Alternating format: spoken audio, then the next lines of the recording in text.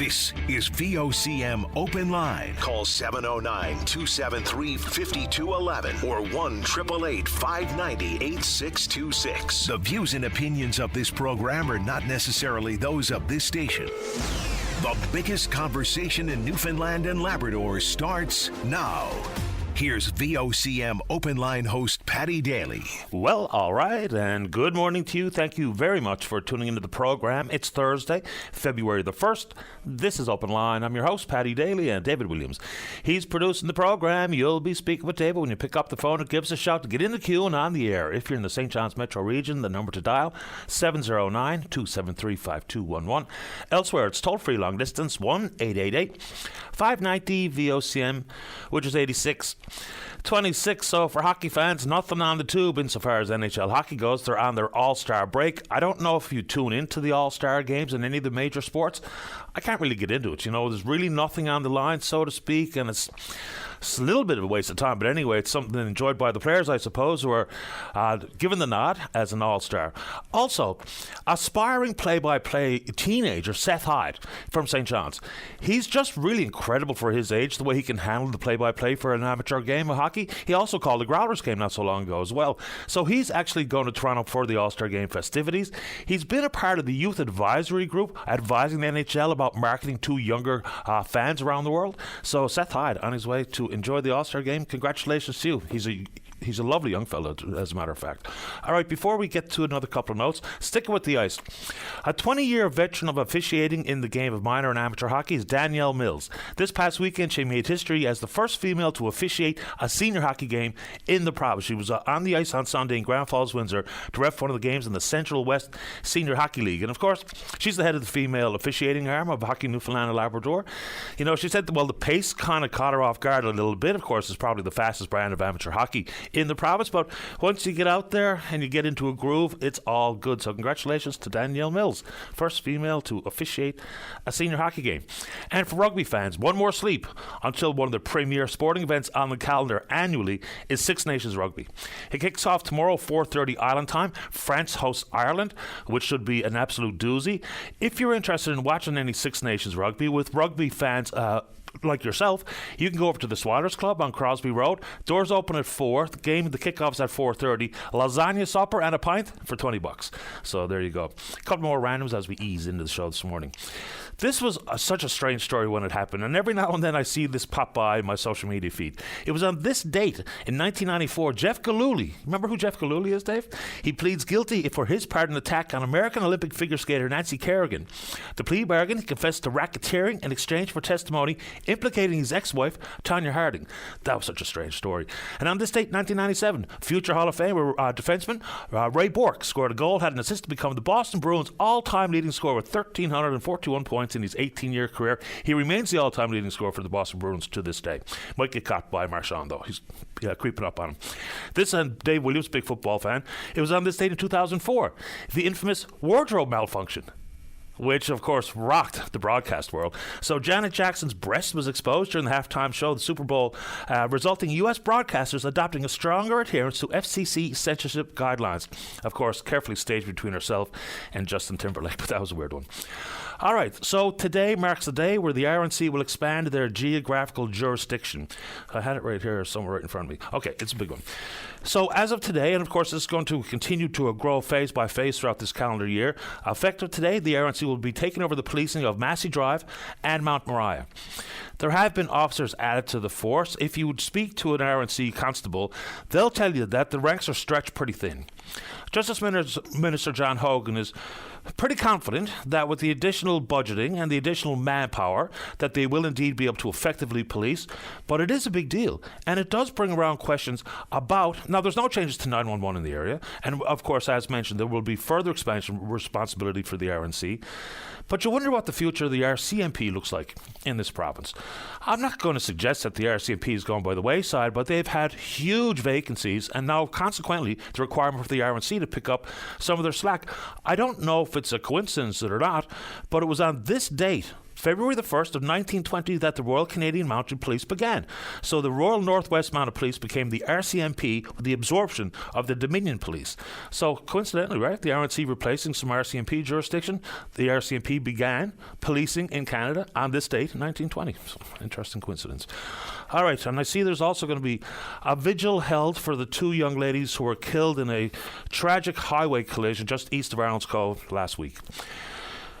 So the vigil is going to be at the Dildo Lions Club, and if anyone who would like to share in the, I don't know what's the right way to say it, community grief, or however people will characterize this, but it's just a shockingly sad story. And there's still some confusion on top of the grief and the anger. So the suspect, the 71-year-old man who struck that car, and eventually both ladies are dead, he's suspected of being impaired. So there's been blood samples taken, but it's going to be maybe a couple of months before we even find out what happened here, because the sample has been sent to a lab up along, and apparently the turnaround time is like 2 months. So tomorrow, Friday, in Dildo at the Lions Club, the vigil will be held. You're encouraged to bring a flower for the families involved, and our deepest condolences. That's just absolutely terrible story, and maybe, potentially, possibly getting worse when we hear the results of that laboratory work. Okay, let's keep rolling.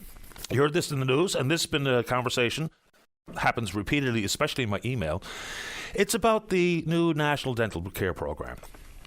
So as of today, seniors aged 72 and older are eligible to register. Okay, there's been some 400,000 seniors who have already registered for the National Dental Care Plan, and of course it's means tested based on income. If you have a net family income of $90,000 or less, you're eligible. And there's a pretty expansive range of coverage available in this program. If your net family income in the household is $70,000 or less, there will be no copay. But here's the problem. So inside $13 billion, anticipated to help or serve some 9 million Canadians who are uninsured by 2025, the problem is clear. And this is kind of part and parcel with how governments operate sometimes. It's fine to have all of these programs available, and certainly your dental care is a big part of your overall health, but at this moment in time, there is no ability for dentists, hygienists, or denturists to register for the program. They have no idea how the billing process is going to work. They have no idea how much they're going to be paid for their services. So it's fine to say, you now can register, ma'am or sir, as the 72 years of age or older, but there's no dentist or hygienists or denturists that are actually involved in the plan as of yet. Now, we're told by Federal Health Minister Mark Collins that imminently they'll be given that information, but it's supposed to start in March. So that's pretty soon. It's February, so it's fine to have the program and the portals available, and by May it'll be open for those 65 years of age and older. But as of now, none of the dental care professionals are actually formally involved, nor do they know how it's going to work. And we've already heard complaints about the additional administrative work that will be assigned to this program. So it's fine for the feds to open up the portals, quite another to have an actual dental clinic to be able to go to for said coverage. Anyway, let's keep rolling. So no surprise here, there's a new report coming from the Federal Housing Agency regarding rental rates and vacancy. Rental rates have soared. Vacancies have gotten even tighter. Both are all-time records. So here we go. The vacancy rate for purpose-built rentals apartments sat at 1.5% during the first 2 weeks of October. That's when they do their annual survey. The country has fallen so woefully behind on housing. And of course, you look at the reaction come from like the Canadian Mortgage and Housing Corporation, they're not surprised with the data at all, nor are economic analysts working for all the big banks and mortgage lenders. So the path to the catch-up, again, government has put forward pots of money for these types of issues and to build more purpose-built housing. But we've got the permitting problem. We've got the availability of skilled tradespeople to actually accommodate all the proposals and all the money that's put forward. And also when it comes to the average rent grew for a 2-bedroom purpose-built apartment, grew 8% to $1,359 in 2023.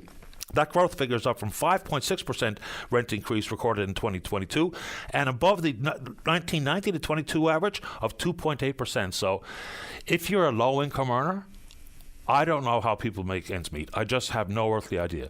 Between keeping a roof over your head and a vehicle in the driveway and all the necessities of life and insurance and food and the rest of it, add in these rental issues, and away we go. On that front, I think in some form, international students have been used as a bit of a scapegoat for the housing problem. You know, the federal government has acknowledged that some of their lofty immigration goals are unmanageable. It does not make you a bad person or anti-immigration to just do some basic math here. With the number of people coming to the country, the inability to house them properly, appropriately, the inability to access health care as people should, regardless if you're a newcomer or a born and bred Canadian, however you put that particular phrase. But the international student issue, okay. So if there's a problem with so-called sham institutions and institutions taking advantage of really high-priced tuition for international students, let's just figure out who those institutions are and give them 0 student visas. If they're not doing good work, if they're not producing quality education opportunities for international students or anybody else, let's just let them die on the vine. You know, don't fuel their fire. So they kind of get this one a little bit backwards. And the cap is significant, a 35% reduction in 2023. So it's going to be over the course of 2 years. That's a reduction of some 360,000 study permits. We don't really know how it's going to impact Memorial University. There's about 5,100 people who are international students at MUN. That's and about 10% of the College of the North Atlantic, which is 671 people, come to study from abroad. And of course, these are two quality, accredited institutions. So hopefully it won't be a big impact on their bottom line. Because if you are a student attending Memorial University, and if there's a reduction in the number of international students with the significant tuition they pay, what's the end result? Very likely another tuition hike for domestic students. So there's a double-edged sword, no doubt about that. In addition to that, on the national front, there's been about 800,000-ish international students per year. Of course, it fluctuates. There's also a contribution to the economy. So we can talk about the impact on housing, the impact on healthcare, and they're real, and we have to discuss it and understand it. But they do make a significant economic contribution when, whether or not you think GDP is the right measure to look at, we can do it. In 2018, the number was $21.6 billion contribution to Canadian GDP directly from international students. And then there's the issues regarding work visas for their spouses. To study abroad, and they've made that decision. But, we kind of put them in an awkward position so far as quality of life goes. The inability to work as much as they need to, of course, pay their bills, and then try to strike that work-study balance. And then with life becoming a little bit more difficult when you're living in a foreign place and you can't reunite with your spouse, can't get a work visa. So there's lots of complicating issues there. And some of that's provincial responsibility. But on that housing front and international students, when the private market is basically outside of dormitories, of which there's not enough across the country for international students, it really is incumbent on the federal government, provincial governments, and these universities and or colleges to figure that out.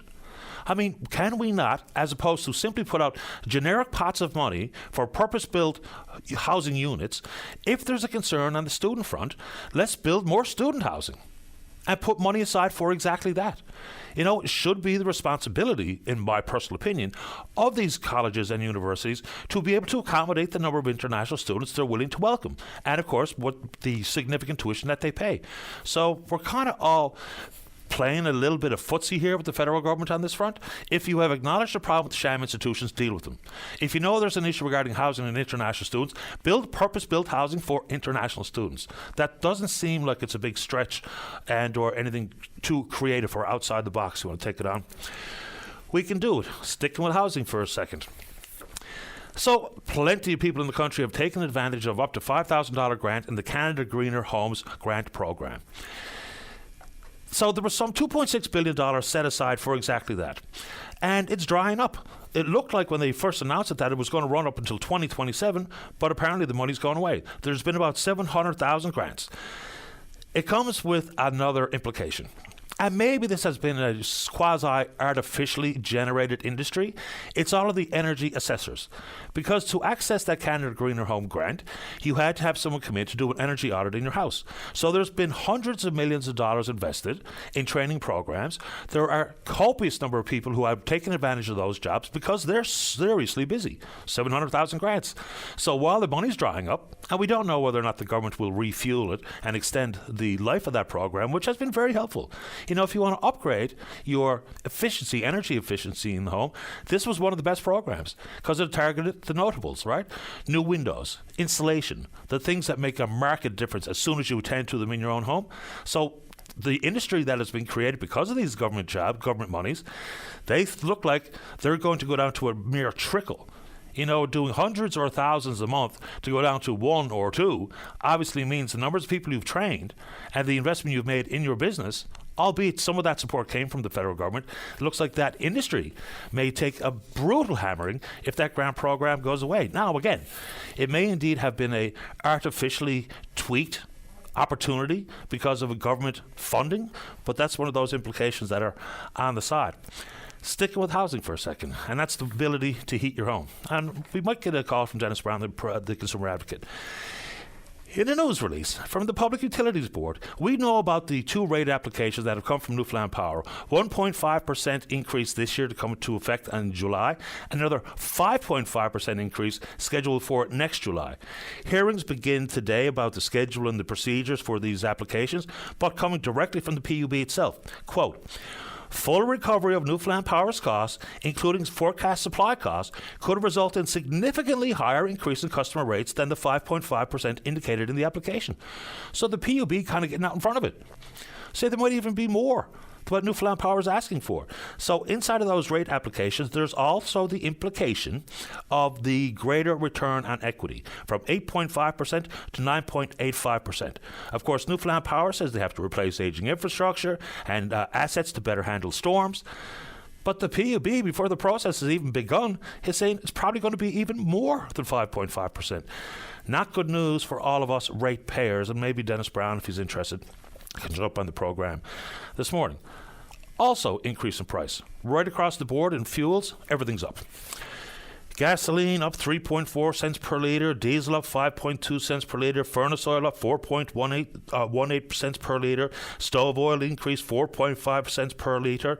Propane usually is not affected too greatly, although last week there was a big bump in it. Propane increased 1.6 cents per litre. Here's an additional story to it. When you go to fill up your vehicle with gasoline, there's another, not only the 5 cents that people bemoan about the importation of fuels because of the change in the focus at Come By Chance and the 5 cents per litre that goes to Silver Peak, there's also 5 cents a litre that goes directly back to the refineries. Why? Because of the clean fuel regulations. So they've spent a lot of money to try to change the way they refine the product and to lower emissions as a result. And they say this is an opportunity to recover the cost imposed on them by the federal government. But here's the trick. Apparently there's a report out there now that I haven't read through in its entirety, but it looks like cost recovery does not add up to 5 cents per litre. It's more like 1 cent a litre. So at every turn, there's someone with their hand deep in my pocket. So if cost recovery numbers are a cent a litre, let's not pay 5 cents a litre. The industry itself, and this is pathetic, their pushback is, hey, wait now, we have been told we have to invest all this money. Yeah, well, you're in a big business and you're making a ton of money, so spare me. Then they say, well, if there's, a reduction in cost recovery numbers, then we might see a fuel insecurity problem. And I guess the taunt there is maybe we'll just see some of these suppliers, these gas stations, these gas companies pull up and move away. No, they're not. They're not going to do that. I mean, does that industry think we're all idiots? Because we're not. They're not going to walk away from supplying fuel. If the cost recovery is at a cent and you're making 5 off us, then, these crocodile tears and these vacuous, empty threats or taunts that you're going to maybe have a full fuel insecurity issue, not so much. Anyway, how are we doing on the phone, Dave? There's a bunch of stuff I wanted to get to, but anyway, quickly, there's highly anticipated testimony coming at the Foreign Interference in Elections inquiry today. So the head of CSIS, David Vigneault, is set to appear in front of the inquiry this morning. 80% of the documents that have been supplied to the inquiry at this point are labeled top secret or higher. There was testimony yesterday by a former CSIS chief named Richard Fadden. He says the country should be more transparent about national security intelligence. Here's the quote. Things are classified more than they need to be, he said. The culture, the workload, and the tradition in agencies, I think, is to tend towards overprotection.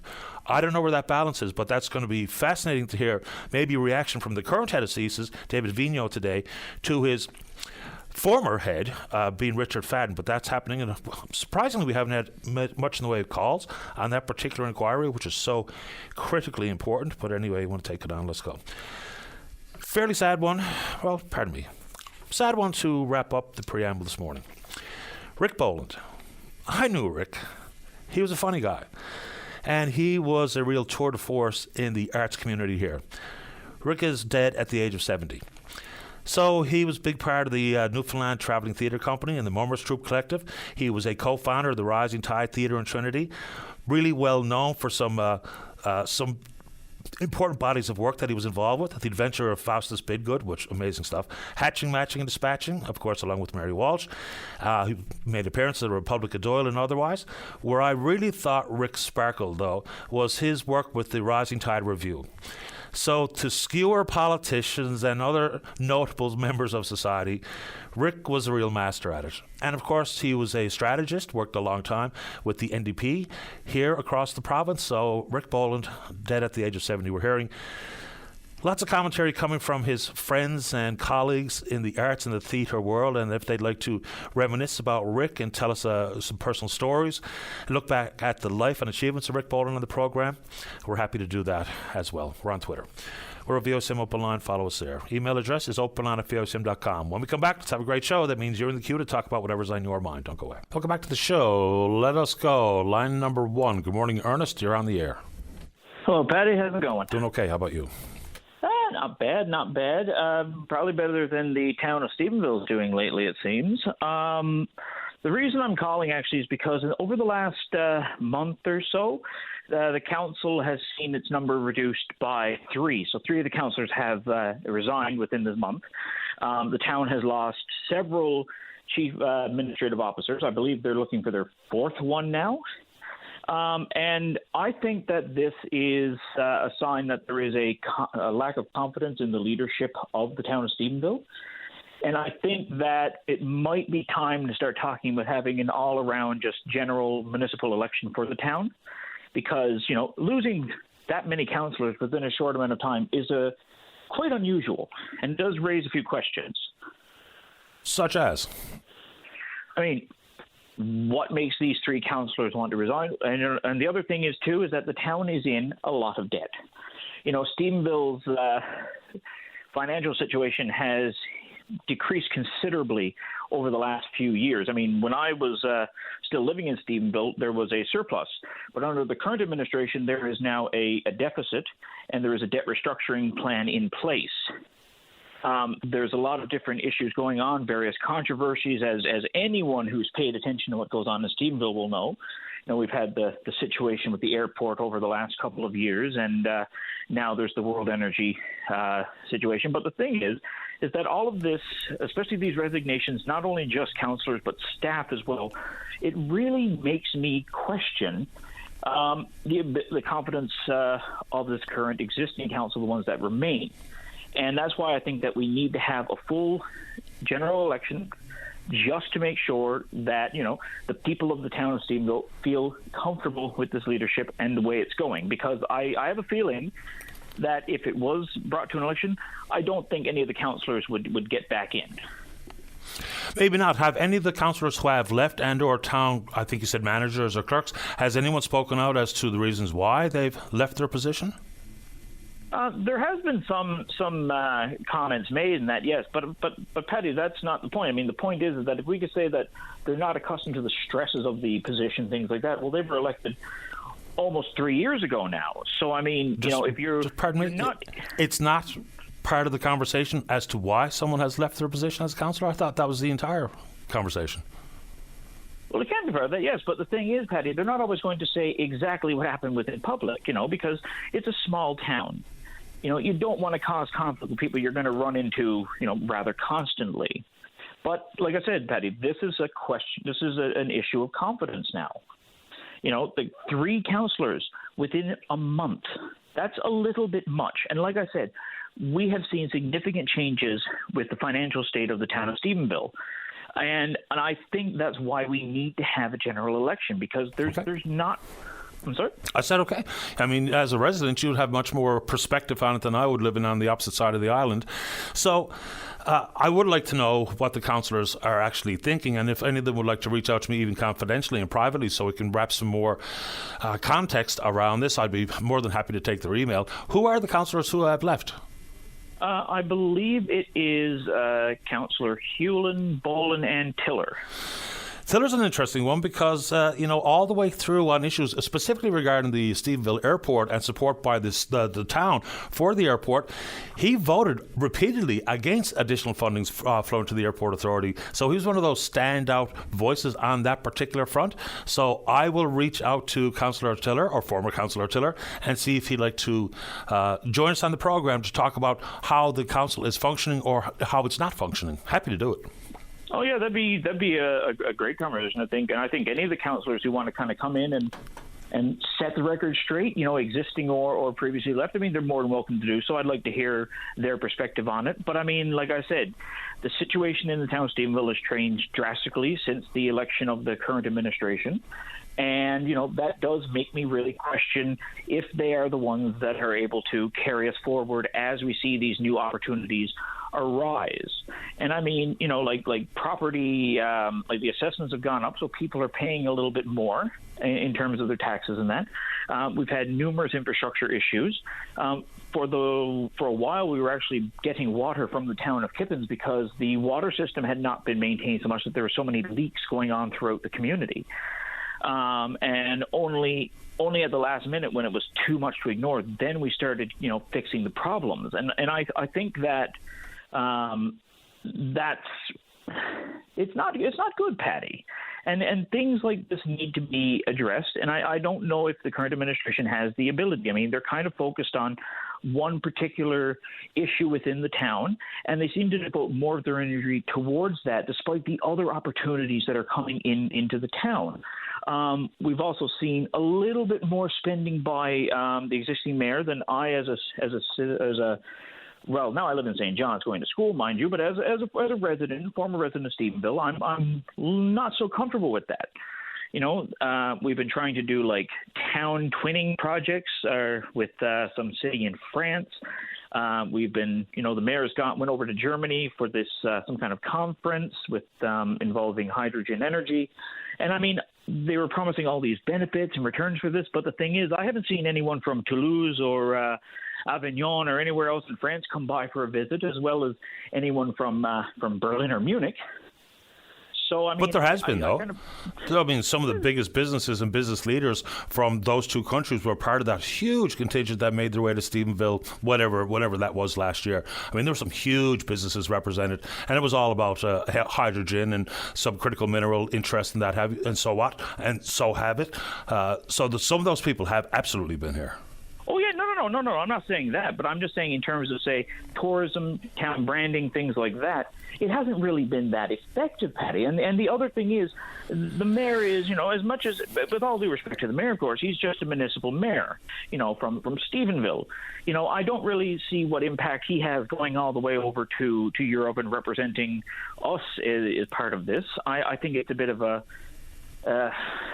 an expense that we don't need, especially considering the town's finances. That's the thing. I mean, and that's what we have provincial and federal governments for. They represent us on the larger stage.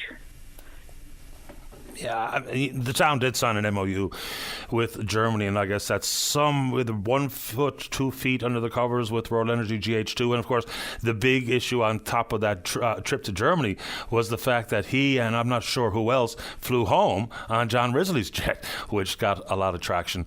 Anything else quickly, Ernest, before I take one more call this morning, sir? No, I just wanted to get that point out, and the point about him flying home with the CEO of World Energy, I think that's also something that's a bit questionable, and maybe we need to start kind of reviewing the way municipal officials can act in this province, because I think that's something that was a little too uncomfortable for me to take. But thank you very much, Patty, for taking my call. I appreciate your time. Take care. Thank you. Bye, Ernest. All right, another one before we get to a break. Let's go to line number 2. Good morning, Kim Churchill. You're on the air. Hi, Patty. How are you doing this morning? I'm doing okay. How about you? Good. I just want to call, of course, and thank everybody who helped out with my campaign and supported me. I had a tremendous amount of people that were right alongside me helping out throughout this past month and beyond. And I had a great group of volunteers that I got to give a huge shout out to because, of course, January is not the most prettiest and hottest time to be going out door to door and putting signs out, of course, but they braved some pretty harsh elements and still trotted along and certainly was there every day showing up and helping out. And I have to thank all of the voters who put their trust in me and shared so many personal, incredible stories that I definitely cherish and I will not forget. A lot of these people I intend to actually still follow up with and connect with because it did change me a lot this past month. The way that I look at my community and my district is different now. And when you hear a lot of the struggles that you hear at the door, you can't help but be impacted by that. So I definitely thank them all as well, and of course the NDP for putting their trust in me and faith in that I would be their candidate, and everything that I've learned in this past month, I can't help them enough for their patience and their guidance and their strength, and they're quite an inspiring group of people to work with day to day, and I feel so honored that I had this opportunity. Kim, you say you learned things along the way, such as, are we talking about campaigning and politics, or learning what in particular? Yeah, I mean, specifically, this obviously was my first time campaigning, so it was a huge learning curve for me personally. It's not something I've ever looked into or had experience in. So what surprised you then? What surprised you? What surprised you about being a candidate? Oh my gosh, there is a lot of work. There is a lot of work that goes behind the scenes that people have no idea about. The staff that was working with me literally were working from 9 until 10 every single day. In fact, I saw very few breaks, and as a candidate, even I didn't get to learn a whole lot about what was involved with what they were doing because as a candidate, we're trying to focus on what our goal is, and that is, of course, getting out to as many people as we can talk to, and prepare for a lot of the discussions that we had as candidates, with our panel discussions and debates. And so we don't see a whole lot of what's going on behind the scenes, but the amount of work that went into making the phone calls and following up with people and preparing for the areas of the communities in the district and breaking them down, and it was just incredible to see. There's an awful lot that goes on behind the scenes that we're just not aware of, and it takes a tremendous amount of work and diligence for sure. When the general election comes, whenever that might be, this year, next year, are you going to give it another shot? Yeah, I'm thinking about it. I got to be honest. I certainly, as hard as it was this past month, for me personally, it was very rewarding. I found the experience to be fun as well. I mean, it certainly, like I said, opened my eyes up to a great deal of what's happening, and it really, inspired me or motivated me more. I already had this internal drive to want to do something. To help and reach out and do more, but that's even stronger now than it was before because of all the stories and what was being told to me. So it certainly is something that I am definitely looking into. I appreciate your time. Congratulations on taking a run. It's not an easy decision to arrive at, and as you say, campaigning is harder than people think. It's a time-consuming and mentally exhausting exercise. I appreciate making time for the show this morning, Kim. You're always welcome. Thank you. And you know what? I really appreciate your time as well, Patty, and David and everyone at VOCM who has been just phenomenal over this past month in particular. You've always been a great supporter of us as a family, but for the campaign in particular, it was wonderful to have the support. Every week we were welcome to come on to the show and discuss topics with you. So thank you very much for that as well. Pleasure. Stay in touch. Okay, you too. Take care. Bye-bye. Bye-bye. And just for clarification, I shouldn't be speaking for Kim, but she said we've always supported her and her family. That's not a reference to the campaign. That's in reference to her son Carter and all the fights they've had with the government and with the education department about the lack of American Sign Language being afforded to her son Carter in the classroom. I'm 100% sure that's what she was referring to there. Let's take a break. When we come back, Linda's in the queue to talk about the National Dental Care Programme. Talk away. Start your day off right. Get the latest updates on news, traffic, and weather conditions, plus interviews with today's newsmakers. Your go-to source before you get on the go. 5:30 to 9 a.m. weekdays. Your VOCM mornings. Welcome back to the show. Let's go to line number 3. Linda, you're on the air. Hello. Hi there. Hi. I just want to talk about the dental, the thing that they've got for the government to help the seniors. I think it's great, but I mean, in the beginning, it was 87 and older. That's right. And now it's 72 and older. Mm-hmm. Like, I work all my life. I'm 64. My bottom teeth are all rotten. I just paid over $700 for full plate denture because I'm still working out in the workforce, and I've got to look, decent. But there's nothing for anybody else, like anybody that don't have insurance, don't have, like, to work all your life, and the government's just give. I mean, I think it's great. I mean, I know because dental is a big part of your health as well, like your physical health. It can cause problems if your teeth are bad. But there's nothing there for us lower folks, like that can't afford insurance, like you're only working minimum wage. Well, there is. It's coming for all eligible Canadians eventually. So here's the issue. So it's all about how much money you make, number one. And the application schedule, 87 and above, was December last year. 77 to 86 is last month. 72 to 76 began today. 70 to 71 in March. 65 to 69 in May. Then they go on to folks with a disabled tax credit, then children under 18. All remaining eligible Canadian residents starting in 2025. So the 9 million people. None of that. Yeah, that's coming. So you'll be in that category. So by the end of this year, all 9 million, we're told, who are eligible will be able to avail of the program. Okay, because now my husband, I mean, he's 68. He had a stroke 5 years ago, so he's disabled. He hasn't got one tooth left in the bottom of his thing, and he's on the disability tax credit. He's been since had his stroke.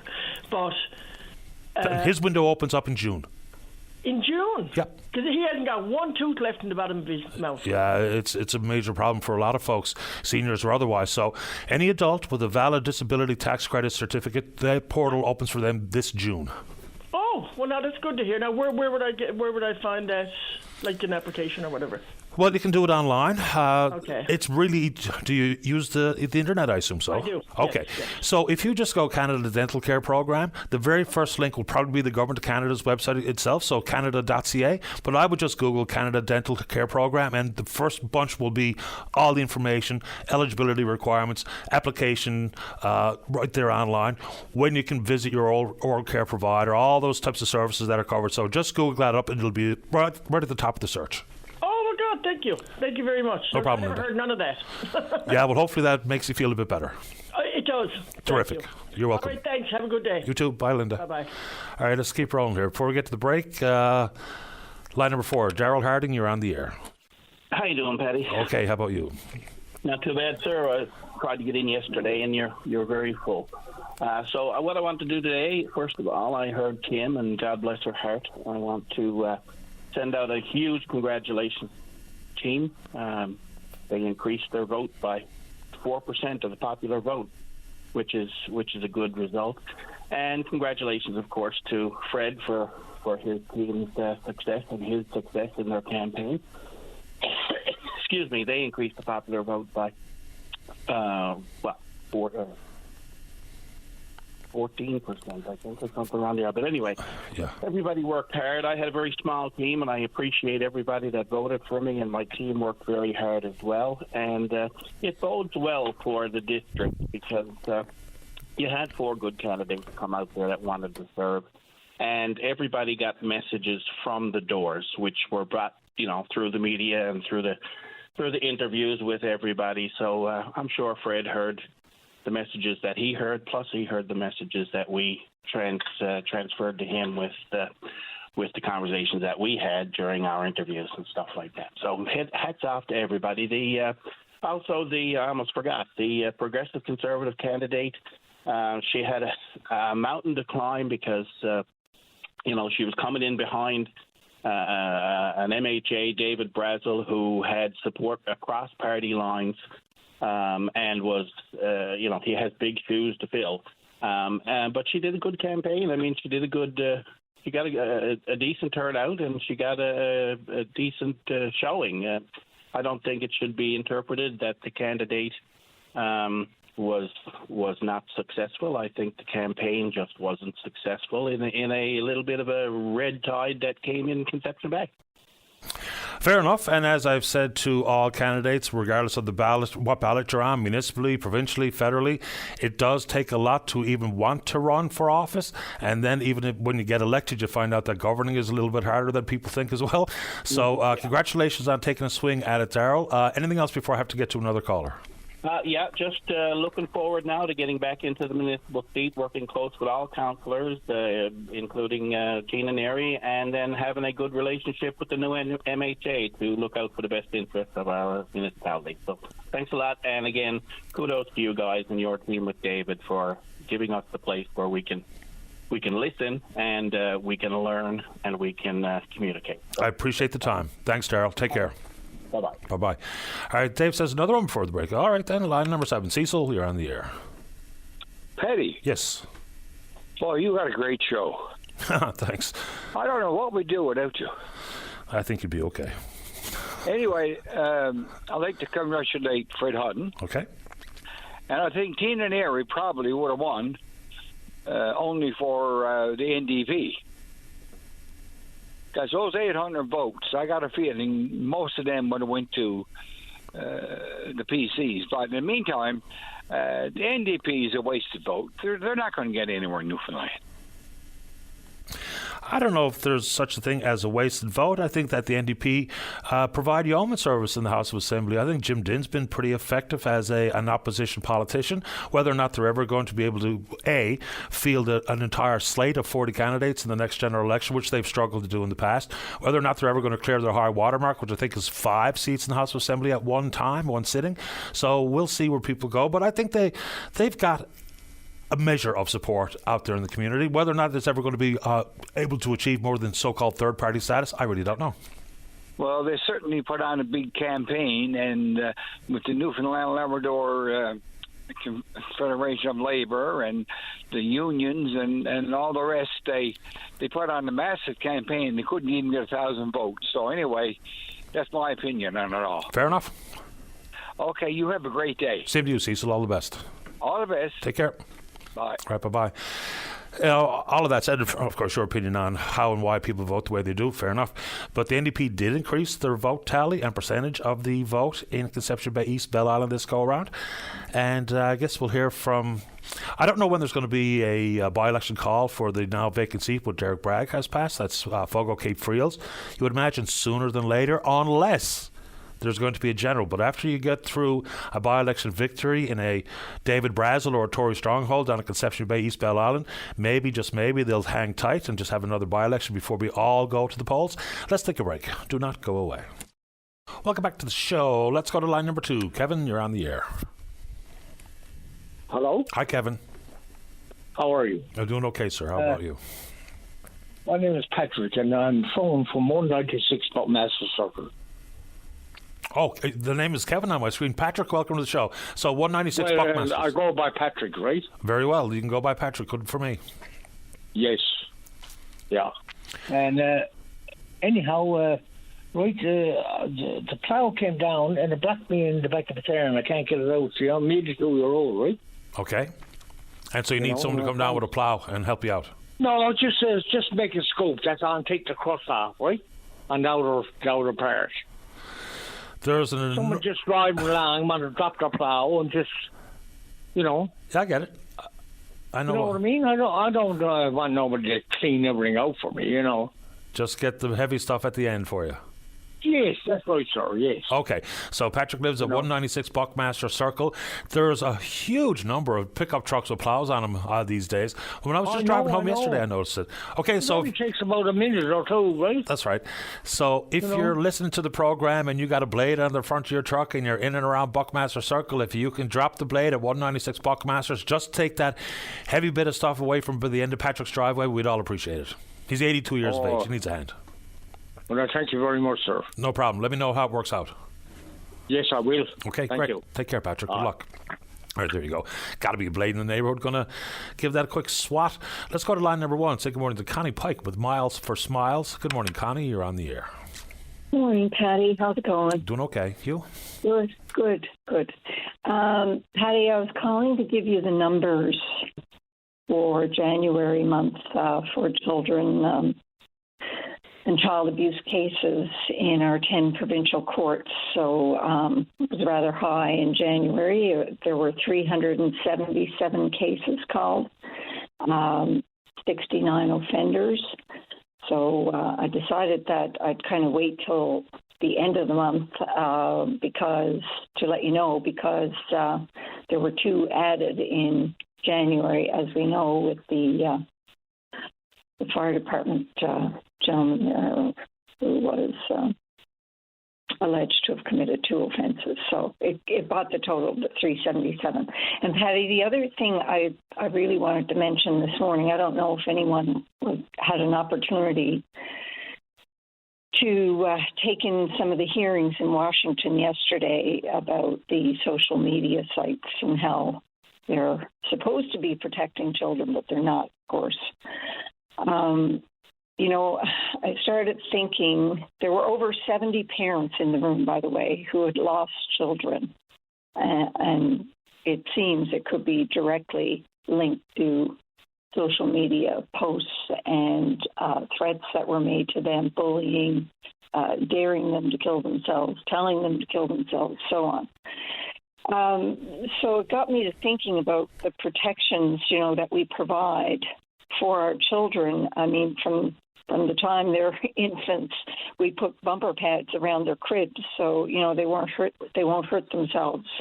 We have been told by government the types of car seats we must have for our children. They have to meet certain specifications, and booster seats even.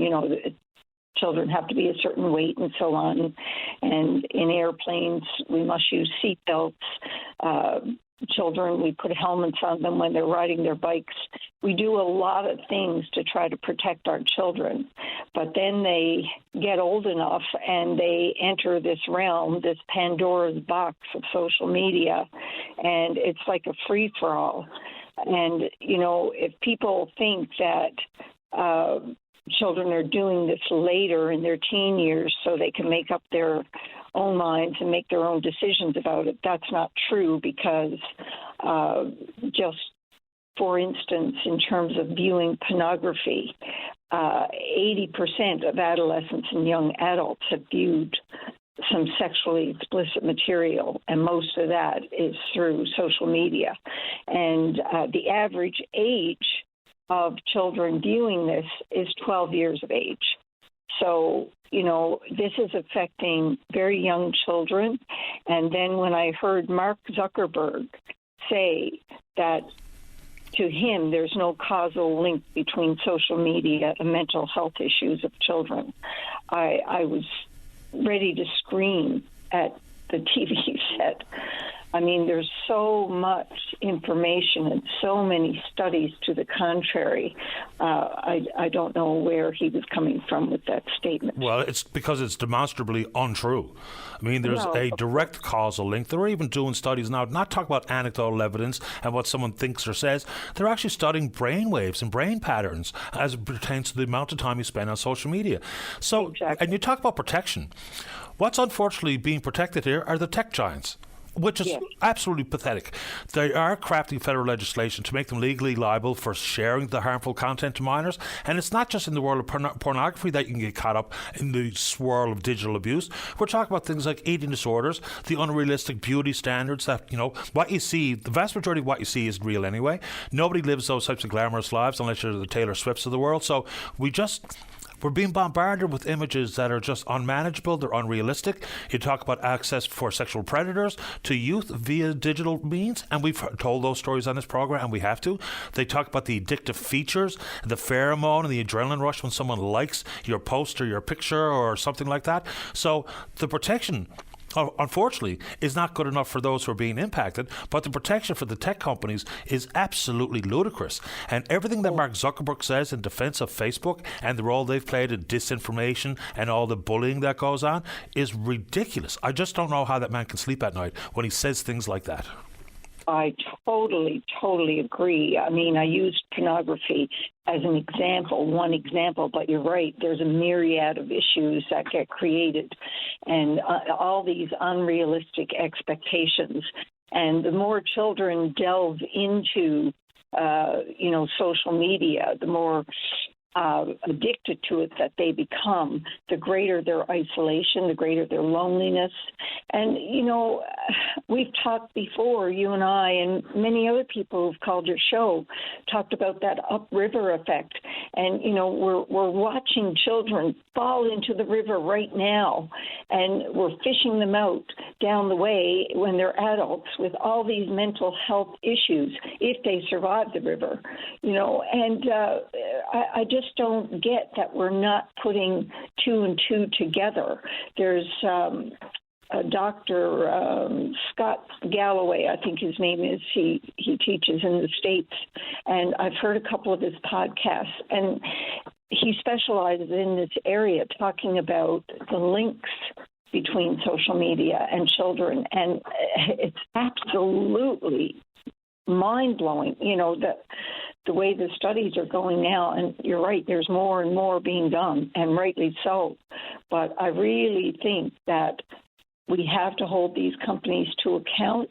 I think that all of these things are connected, that there's a reason that we're seeing, on average here in our own little province, well over 300 cases per month being heard in court. There's a reason for that. And it's not going to decrease unless we all band together and do something about it. I appreciate the time this morning, Connie. We've cleared 10 o'clock, but as usual, we appreciate the update, as traumatic as it is. Thank you, Patty. Take good care. You too. All right, bye-bye. All right.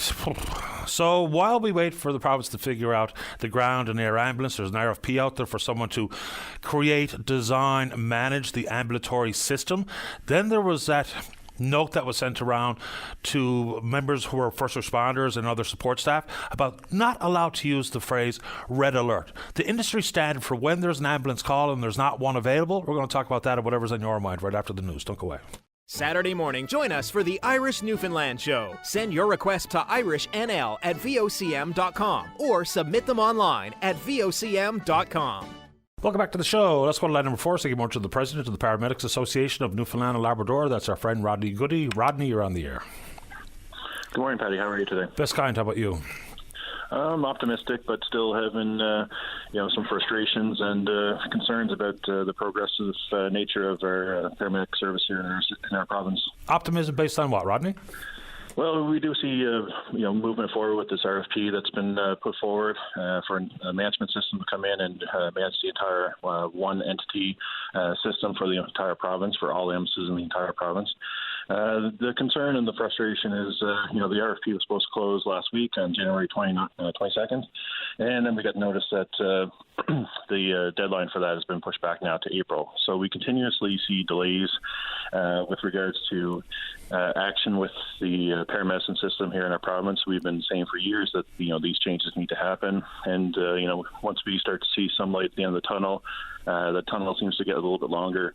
This time moving another 10 weeks, and that's still not a firm deadline with things progressively always changing with it being a fluid system. So we could potentially see changes to that deadline, and even once that deadline comes and goes and the RFP is put forward, or if the bids come forward for those RFPs, there's still no clear deadline or clear time frame on when this management company will be overseeing the entire operations of the entire province at that time as well. Do you have any concerns simply with the concept of a private company coming in to design and manage the ambulatory system, ground and air?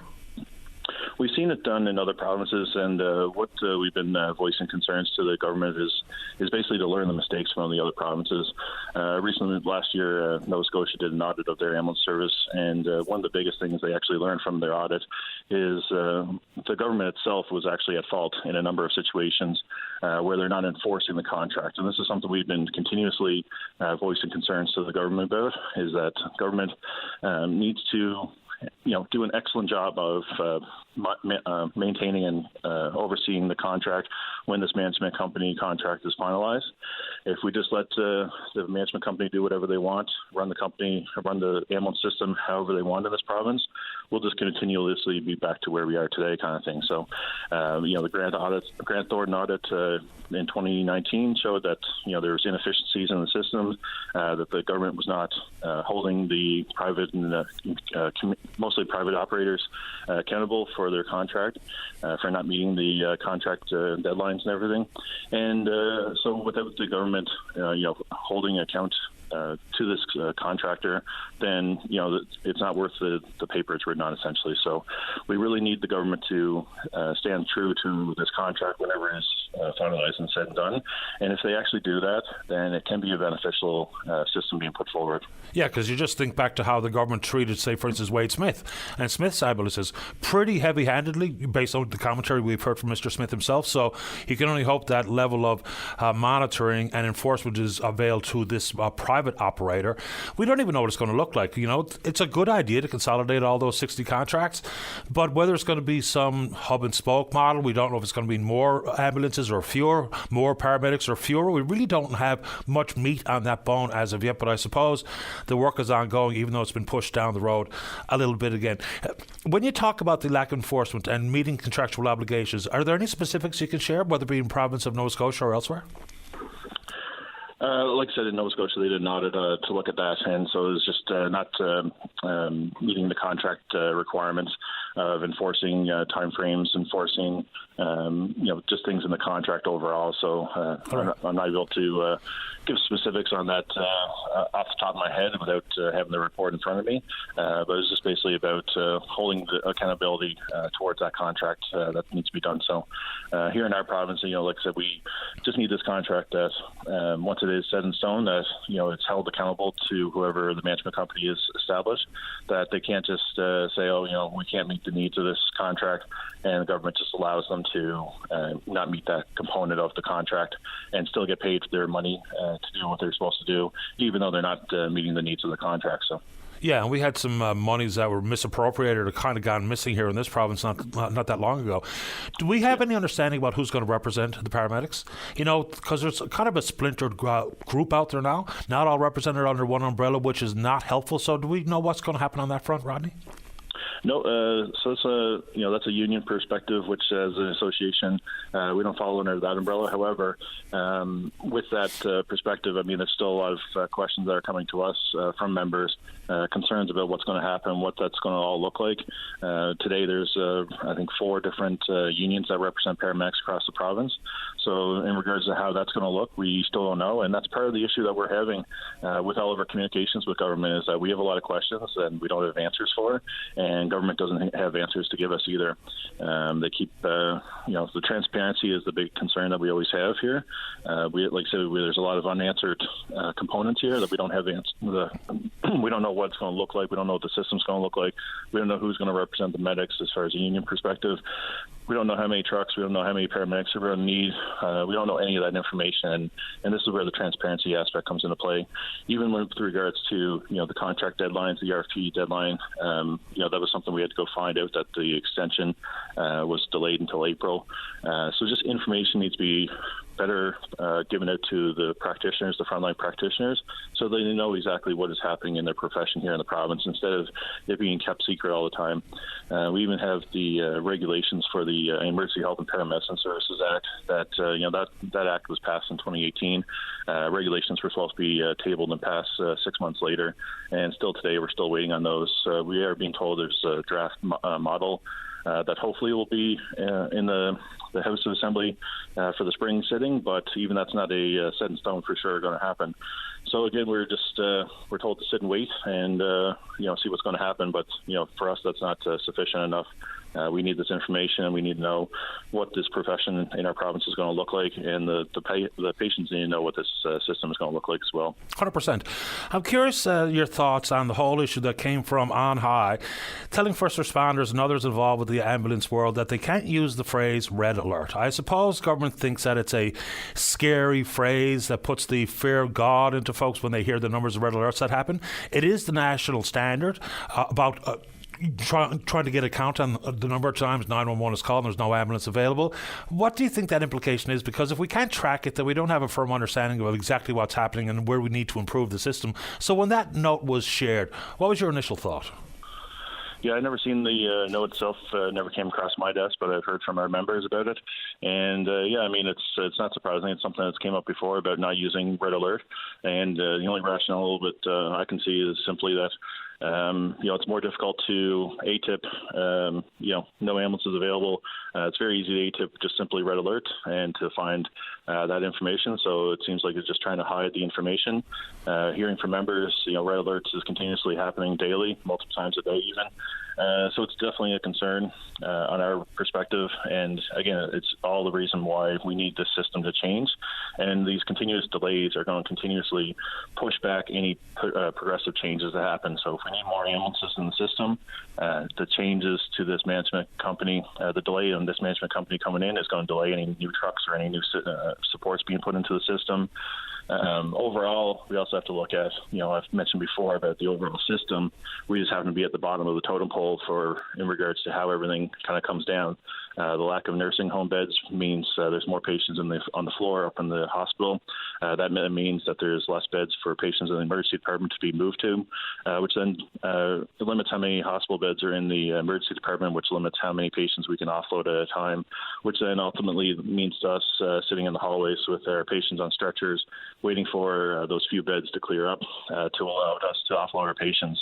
So it's a trickle effect down through the entire system.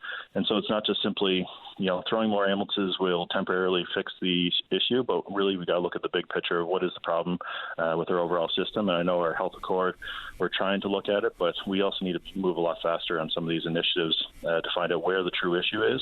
And a lot of one of the issues I think we can even send back to even some retention recruitment issues.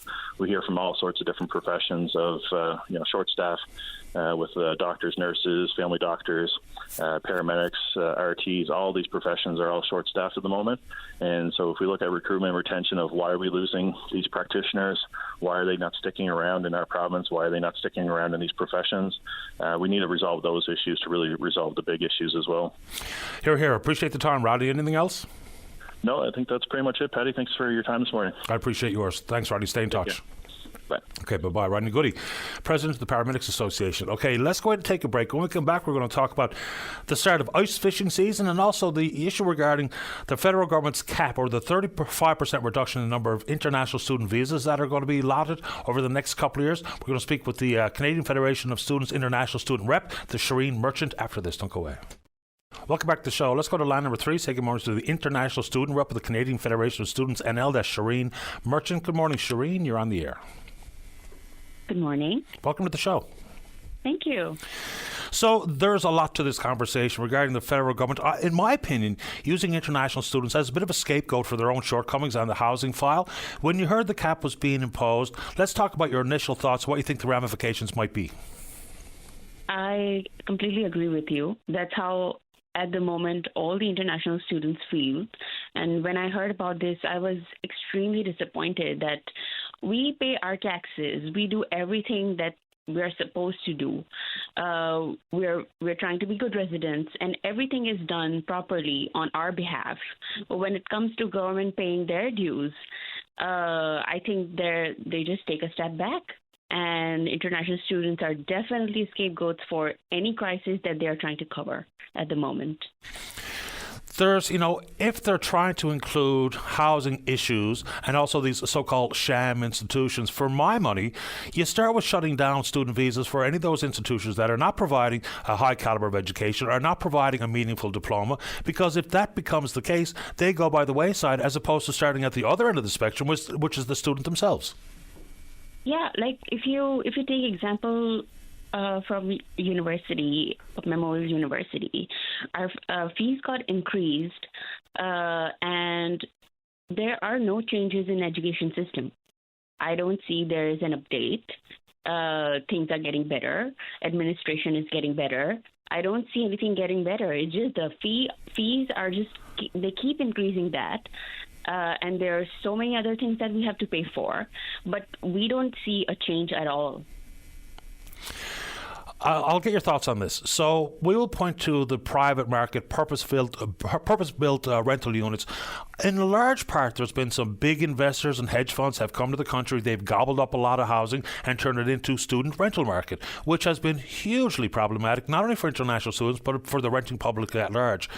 My thoughts would be, if we're going to have these universities and colleges get students internationally with the high tuition that they pay, maybe, just maybe, it should be the responsibility of the university and or the college to take care of student housing, whether it be on campus or off, but that should be more their responsibility than the private market trying to accommodate something that's a moving target. What do you think?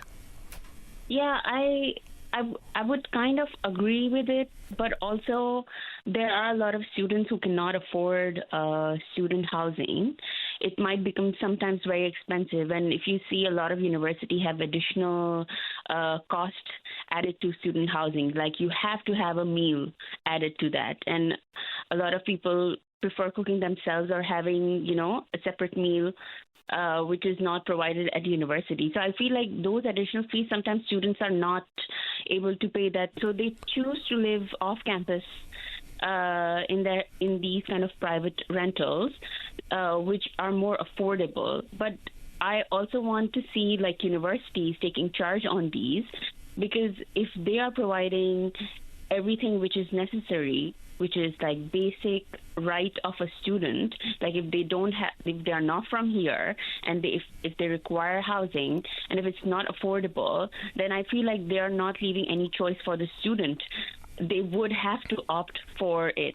But it's a big part at universities and these colleges as well, that if they would cater and think about students and make a cost that would be affordable and students can like live better, then I don't think so we would have to choose to live off campus. It just, that's not the case. They keep adding more and more different kind of fees to it, and not a lot of students can afford it. We are at a time where students have to choose between food and education.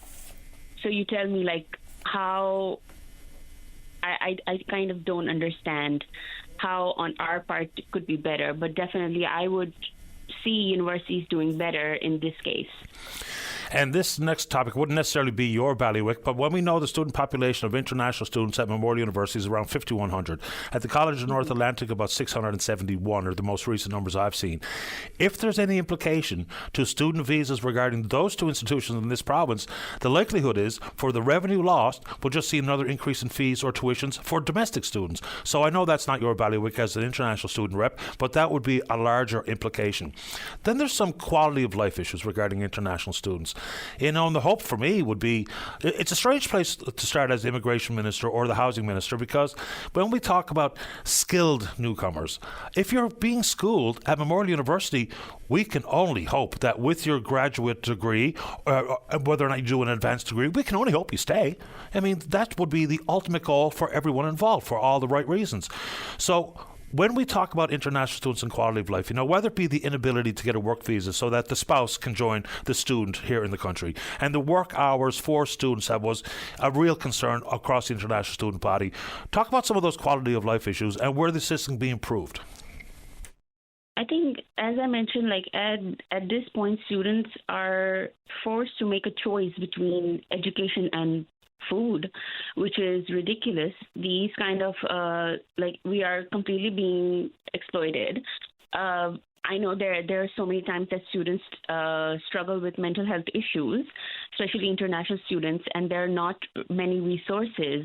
Like if you go to a therapist, they won't understand because we come from a different culture, and there are so many different other things to be considered, and it's not diverse out there. We struggle finding jobs. A lot of students who graduated from memorial universities, a lot of times they don't find a job within the province, outside province. There's like, it almost feels like there's no future. So if we are getting those degrees and they are seen to be good degrees, then why there are no job opportunities where we are being told that once you graduate with this degree, you'll be able to find jobs.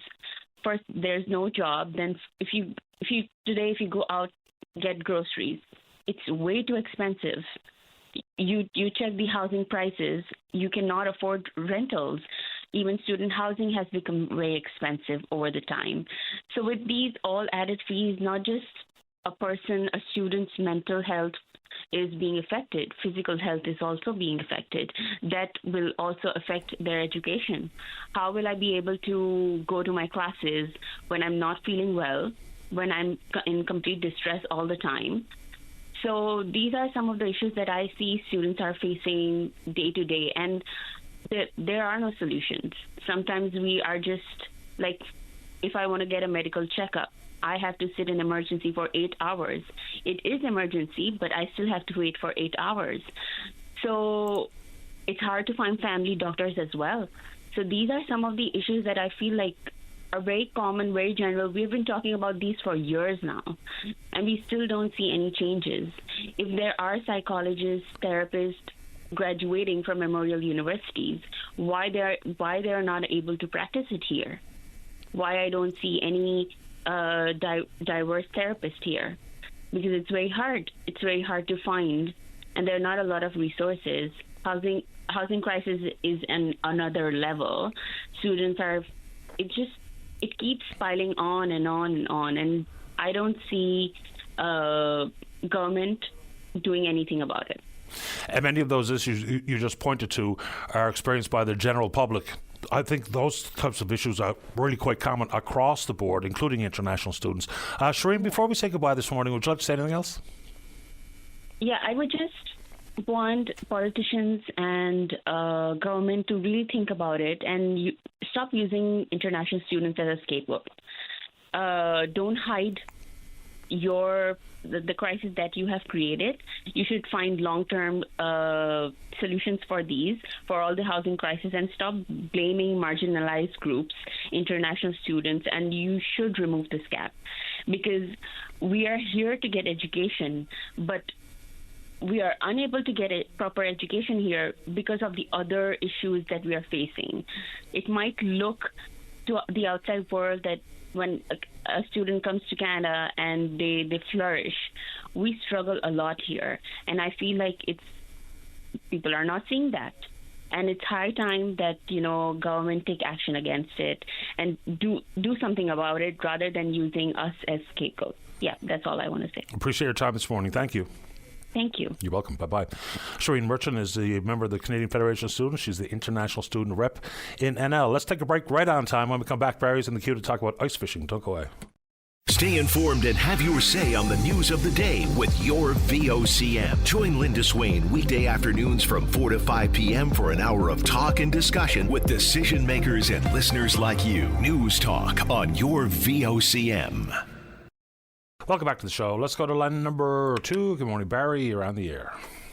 Good morning, Patty. Thanks for taking my call. No problem. Can you hear me okay? Yeah, go right ahead. Yeah. So, Patty, today is the opening day of ice fishing season.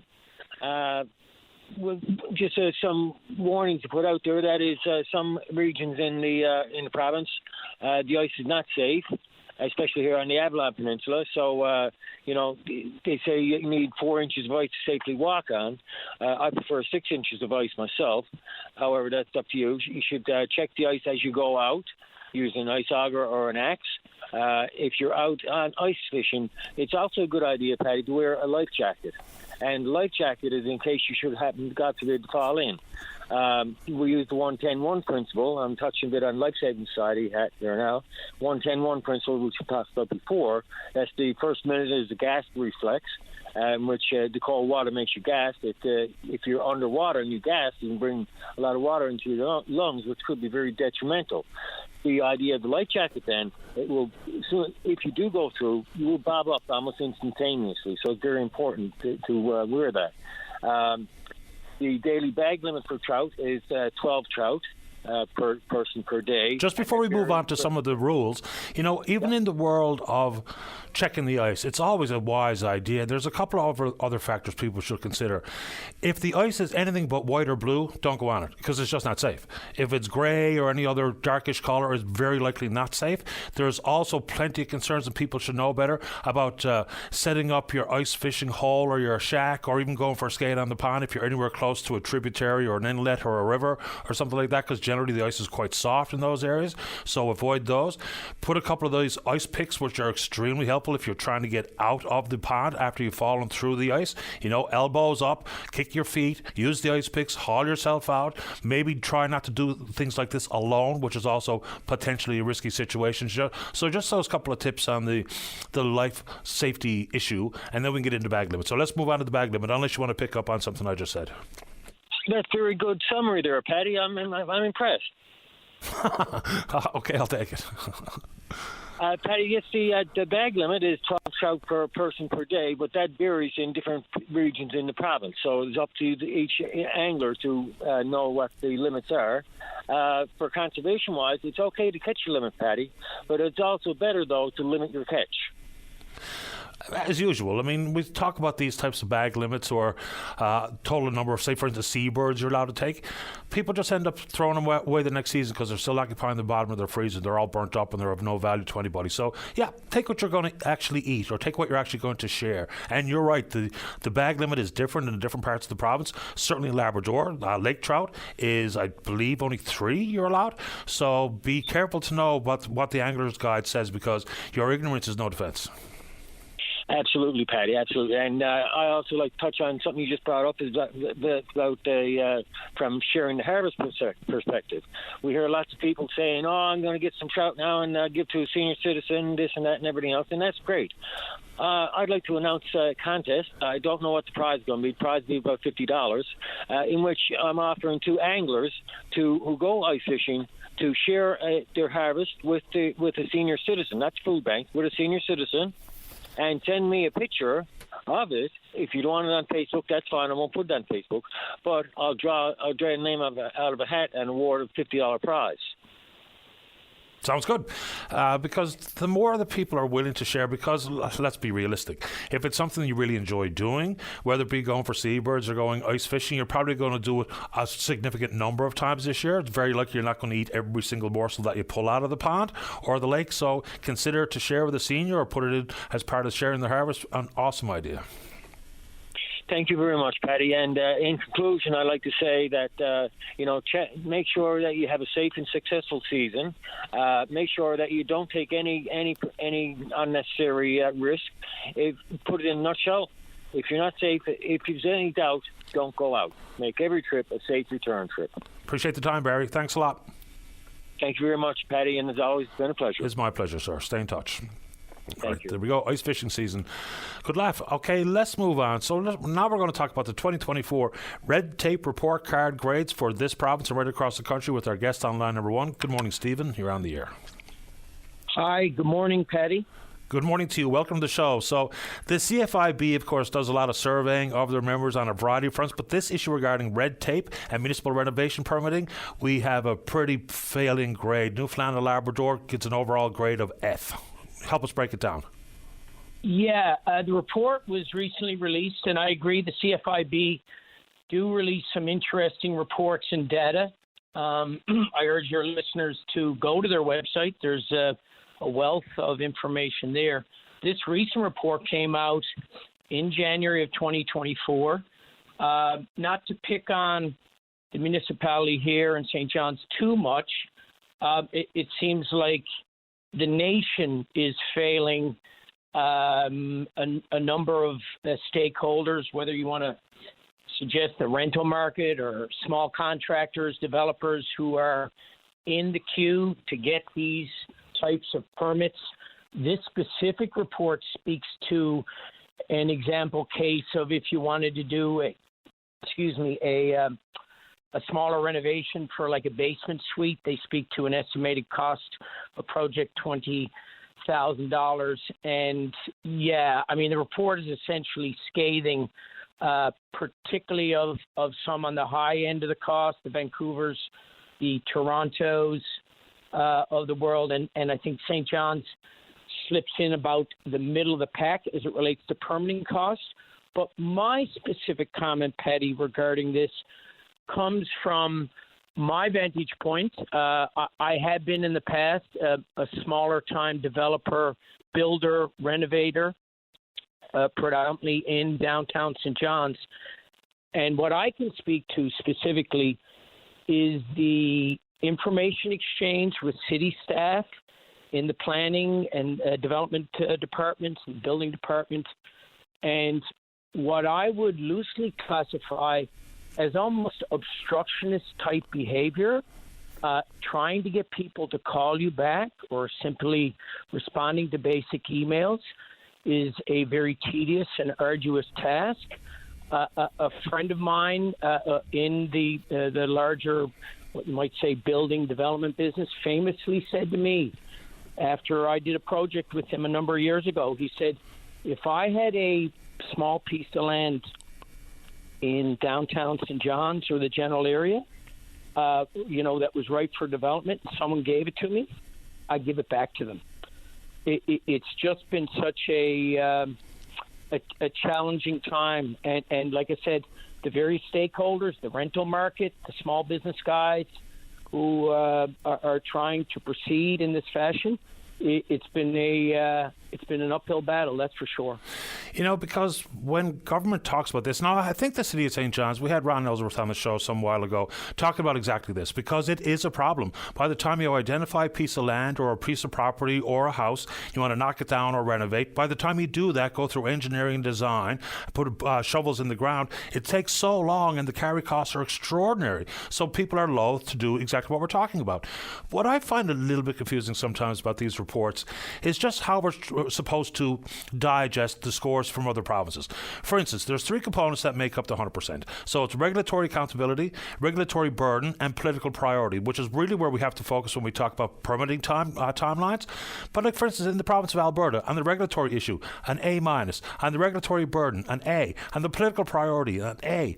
But what are they doing differently? Is it simply about fast-tracking permit applications? Or that's where, I think the CFIB will probably try to get someone on so they can describe best practices and compare and contrast Newfoundland and Labrador, because in the Alberta scores for A's across the board, for the same three categories were FFD. So what are we doing, and what are they doing better elsewhere? That's where the reports get a little bit jumbled for me. Agreed, and that will be interesting perhaps to hear from someone at CFIB regarding some of the contextual questions or recommendations. There is a recommendation section. I don't suggest that maybe all municipalities need to latch their caboose onto that, but specifically in St. John's, and I do commend Councillor Ellsworth. He now carries the housing file, the finance file, the affordable housing file as well. And Councillor Ellsworth is able to be engaged. He's open to discussion. And he does have, I believe, some background in housing and development. And I have met with him in the past, and I commend him for trying to make a change. I have also met with Councillor Burton in the past. She is the lead for planning and built heritage for the municipality of St. John's. Able to be engaged, a competent councillor. I would suggest, though, Councillor Burton does lack some experience and I believe practical application when it comes to certain building and planning development practices. And what can I say? I'm talking about Ward 2. That's often where you hear, Patty, of people with contentious issues because building lots, because homes don't fit that cookie-cutter definition of what you might see in newer home construction, say, in subdivisions. But the Ward 2 councillor, Councillor Ravencroft, has been absolutely absent and unable to be contacted on any of these issues.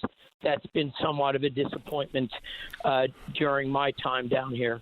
Yeah, and of course you've got some complexities associated with heritage designations and stuff in that particular zone or ward, which makes it even more complicated and costly and frustrating than it necessarily should be. So we've got to get this right. You know, inside the province's own 5-point housing plan, one of the double-edged swords, or pardon me, that's not the right way to put it, one of the double victories is the point where there's up to $40,000 of a forgivable loan to create a basement suite or add a suite to your property. So that's good for everybody. It's good for people who own the home to add some revenue to their incoming monthly statement. It's also good to expand the rental market. So that's a really good one. But if I don't have the time or patience to navigate the municipal regulations and permitting and inspection process, if I don't have the access to a skilled tradesperson or peoples to take on the work, then before long, folks who saw that and said, wow, that's a great plan, I'm really going to do that to my property, increase the property value, bring in additional revenue, but then they find out that it's as hard as it is, maybe, just maybe, there will be a significant percentage of folks who like the sound of it, but won't go ahead and execute it. Absolutely. And look, Patty, I don't want to take up too much of your time. The last comment that I will put forward on this is Councillor Shani Duff, who had a lot of detractors and a lot of support during her tenure down at City Hall. The one thing that I heard her constantly say to the builders and developers and to young people who were considering getting involved with City Council, and I think where she was one of the most effective councillors that we've had, well, during my lifetime anyways, and that is councillors willing to engage with city staff. And I don't mean at a Christmas cocktail party. I mean walking across the pedway into the annex, into the offices of planning and development and engineering, and asking staff specific questions why builders, developers, renovators, homeowners are being thwarted with these advancements of trying to, like I say, renovate, build, whatever the case may be. And that's where I think we will get value out of the councillors that we elect in our various wards and are at large. And I beg Councillor Burton and Councillor Ellsworth and anyone who is willing to do so, specifically on these topics, to engage staff. And when you are asked questions by your electorate about why did it take so long, why are the variances only being offered in these instances, why does this require a text amendment, ask specifically the staff why these conditions are being placed. And I think one of these days, hopefully, Patty, we will get there. St. John's is a great place to live. It's a great place to do business. But at times, there's a lot of people out here really scratching their head when it comes to process and cost. I appreciate the time this morning, Steve. Thanks. Thank you, Patty, and appreciate all you do for the community with your show. I'm a avid listener and great supporter. Thank you. Big fan. Thanks, Steve. Okay, buddy. Okay, cheers. Bye-bye. There you go. Yeah, there's a lot of work to be done. So, Dave, let's see if we can't get the CFIB to come on to speak to this particular report card. I haven't had a chance to read through the entirety of the recommendation section, but when we're looking at places that do it better or do it right or differently, coming out with better results, be helpful to do the compare and contrast about, for instance, Alberta at the top of the board and us very much at the bottom of the board. I don't know if we were right at the very bottom, but I think we're well down there. Let's see here. No, only Manitoba fell in below our province on that front. Yikes. Okay, so getting a lot of questions about the Canadian Dental Care Plan, and fair enough. There has been plenty of concern and confusion out there. Like, for instance, I believe the first caller of the show this morning thought that there would be no coverage for her and or her husband simply based on age. I think there's a percentage of the population that think this is only for seniors and not sure what's actually covered. Just give you some of the recommended services that can indeed be covered by your oral health provider. So in the world of preventative services, so scaling, which is cleaning, polishing, sealants, fluoride. Then diagnostic services, which includes examinations and x-rays. Restorative services, which includes fillings. Endodontic services, which is root canal treatments. Then there's prosthodontic services, that's complete and partial removal of dentures. Periodontal services, including the deep scaling, which is the more of a gum treatment. Oral surgery services, including extractions. So those are the issues that will be covered. So it's a pretty comprehensive suite of services provided. Then there's confusion about when and if your age category is going to come up and the portal will be open for you. So we do know back in December it was open to seniors 87 and above. For seniors 77 to 86, it starts the last month. Seniors 72 to 76 begins today. Seniors 70 to 71 starts in March. Seniors 65 years of age to 69 begins in May. Adults with a valid disability tax credit certificate starts in June of this year. Children under the age of 18 also starts in June of this year. All remaining eligible Canadian residents will be covered under this national plan by the beginning of 2025. And of course, $13 billion. So there is going to be an all-inclusive model for uninsured Canadians, of which there are some 9 million. So it's going to take a while for the full rollout. I don't have all the rationale as to why it's so staggered. I guess it's simply to accommodate the hundreds of thousands and millions of applications that will come through the door. What's further complicated inside this plan is at this moment, oral health care providers, dentists, denturists, hygienists, they're not even enrolled in the program. They don't know what the administrative issue is going to look like. They don't know how they're going to bill. They don't know what the fees will be. So it's fine to open the portal for potential patients. Quite another to have the healthcare professional ready to execute your appointment. Let's take a break. When we come back, good opportunity for you to join us on the show. If you're in and around town, 709-273-5211. Elsewhere, toll-free long distance 1-888-590-VOCM, which is 8626. We're taking a break and then we're coming back. Welcome back to the program. One story that's just starting to get some traction, we're trying to have a better understanding of the implications of a deal between Loblaws, representing Shoppers Drug Mart, and Manulife Financial Corp. So they say that inside their specialty drug care program, there's only going to be the availability of those drugs covered by Manulife at Shoppers and nowhere else. So that, of course, will be a concern for folks who are in the smaller independent pharmacies. But here's just one very brief Twitter thread, and this is from a resident of Ontario, but I imagine it's going to be a similar story, and we'll expand it to Labrador West in just a second. This person says, this is a dangerous issue and it must not be allowed. I have Crohn's and there's a countrywide shortage of the drugs I need. Shoppers was useless. The only pharmacies I found that could help were independents. She's called dozens of pharmacies. Family members around Ontario have called on her behalf. No medication anywhere. Shoppers all said it was on back order. So let's just consider some of the drugs, of which there's going to be 260 of these medications under the specialty drug care program, treating very complex and chronic or life-threatening conditions such as rheumatoid arthritis, Crohn's, multiple sclerosis, pulmonary arterial hypertension, cancer, osteoporosis, and hepatitis C. For Labrador West, as mentioned, this is a big deal. Jordan Brown, the member for the area, he tweeted out this morning, and maybe he can make time for the program if he's so inclined, is that he says 75% of the residents there are covered by Manulife Financial. The closest Shoppers Drug Mart, 900 kilometres away. So that's going to be the case in many rural and remote parts of the country. So, of course, there's many issues regarding geographical proximity to a variety of services, and it's one thing for shoppers to tell us that, through Loblaws, they say, well, there's 1,800 Shoppers Drug Marts across the country, but not everyone lives close enough to a Shoppers to make that convenient. What's it going to mean for competition? What's it going to mean for the small independent pharmacies? Because some of their customers or clients or patients will be coming to them for exactly these 260 medications. So just think about it for a second. If you're covered, you have Crohn's, and you're living in Lab West, and you're covered by Manulife Financial, you might have to change your insurance provider, because if you need your drug for Crohn's, now they can say they can ship it to your home, but we all know up close and personal interaction with your pharmacist is also part and parcel with the want to have up close and personal relationship with one clinician or another. So 900 kilometres is the closest Shoppers Drug Mart to the folks living in Lab West, and maybe Jordan Brown will like to chime in on this.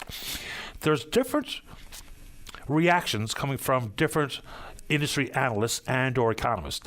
You know, on one hand, you'll have someone say, well, this is a shady issue regarding the amount of money that can be flowing between the two. Here's one of the quotes from the news story. The significant markups charged by pharmacies for specialty drugs can play a key role in quote-unquote shadowy agreements with insurance companies. And this is coming from a fellow named Marc-Andre Gagnon. He's a professor at Carleton University. He focuses in on social, health and pharmaceutical policy. He notes these drugs are already on the higher end in terms of cost. Then you go down to another school of thought, is that Manulife, based on this one analyst's examination, says that they're using competition to try to drive down the overall price. I mean, that doesn't really pass the smell test, does it?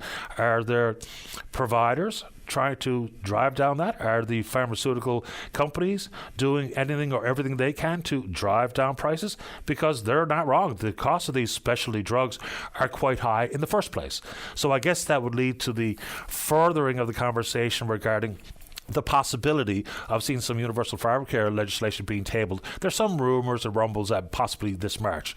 Seems unlikely at this point, and to take that one step further, you wonder whether or not some of the most recent issues regarding ethics and ethical violations and what's going on here with the inquiry to foreign interference in elections, whether that has shook the NDP to the point that they're willing and wanting to walk away for their supply and confidence agreement, which is the sole reason why the federal Liberals have not had to face a confidence vote, with the potential risk to see the non-confidence vote result in the call of a general election. So if the NDP are not going to get that one more demand that's on their list, and it's been key, and they've been talking about it for a long time, and that's universal pharmacare. People who push back about cost, understood. Sovereign debt is completely out of control. But every examination done by folks who have much more working knowledge of it than I do, they talk about overall potential savings to Canadians as well. So we can talk about who would you rather see in any level of debt, you as the individual or government. Now, at some point, you're going to run out of the ability to borrow long term at cheap rates, of course, and that's the huge risk. Our credit rating provincially and on the national front is still quite strong, but we have to be obviously very careful, and the evaluations have to be comprehensive and all-inclusive to make sure that we're simply not dealing with political demands to remain in power versus what's good public policy, a wise spend of money. So there's a lot yet to determine on that front. Let's take a break for the news. As we mentioned off the top of the show, really quite sad news coming from the world of theatre and arts and the passing of Rick Boland. I knew Rick somewhat, and he was a tour de force. Hilarious and biting, and at his very best when doing things like participating in Rising Tides Review, which he was absolutely providing a masterclass. One of his colleagues would like to chime in about Rick's life and his passing. That's Mary Walsh, right after the break. Don't go away. Your voice in Newfoundland and Labrador's biggest conversation. If you want to know what's happening in your province, tune in to Open Line every day. Have your say weekday morning starting at 9 a.m. on Open Line with Paddy Daly on your VOCM. Welcome back to the program. Let's go to line number 2 and say good morning to Mary Walsh, of course, well-known comedian, actress and writer. Good morning, Mary. You are on the air. Oh, good morning, Paddy. Welcome to the show. Thank you.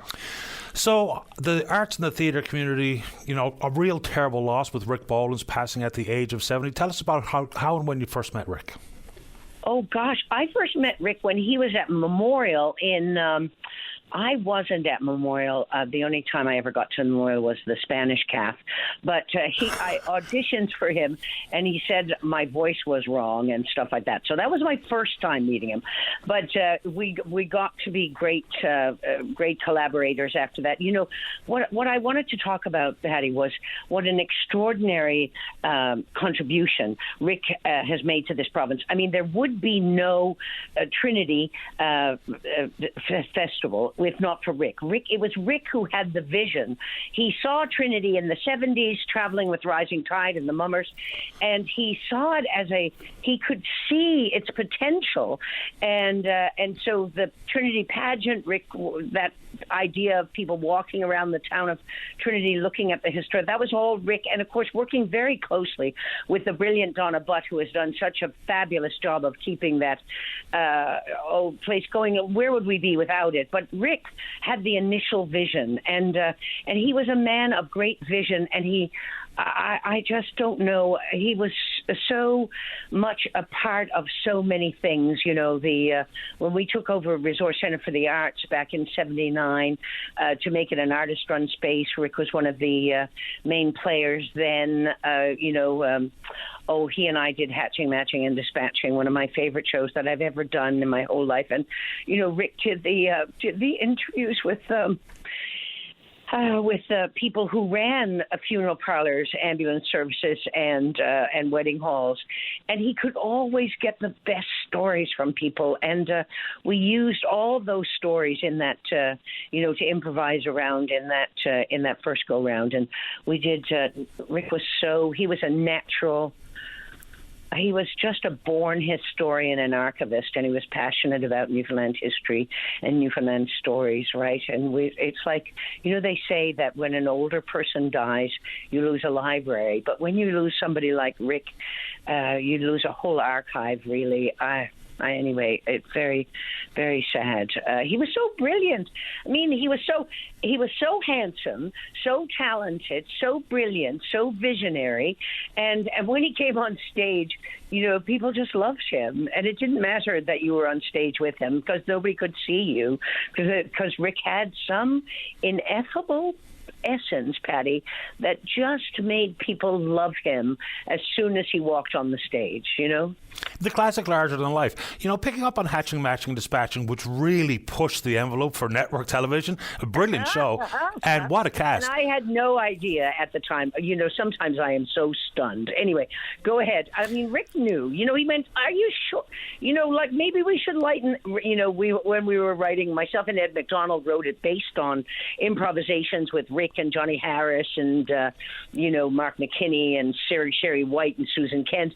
And, we were all for it. But Rick was, he was thinking, what would his mother think about this? And I just dismissed it.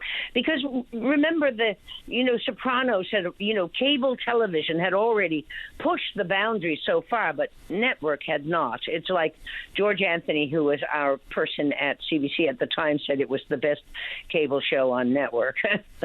Well, Mammy Lou Fury was a pretty incredible character. Was that show born from Wake of the Week?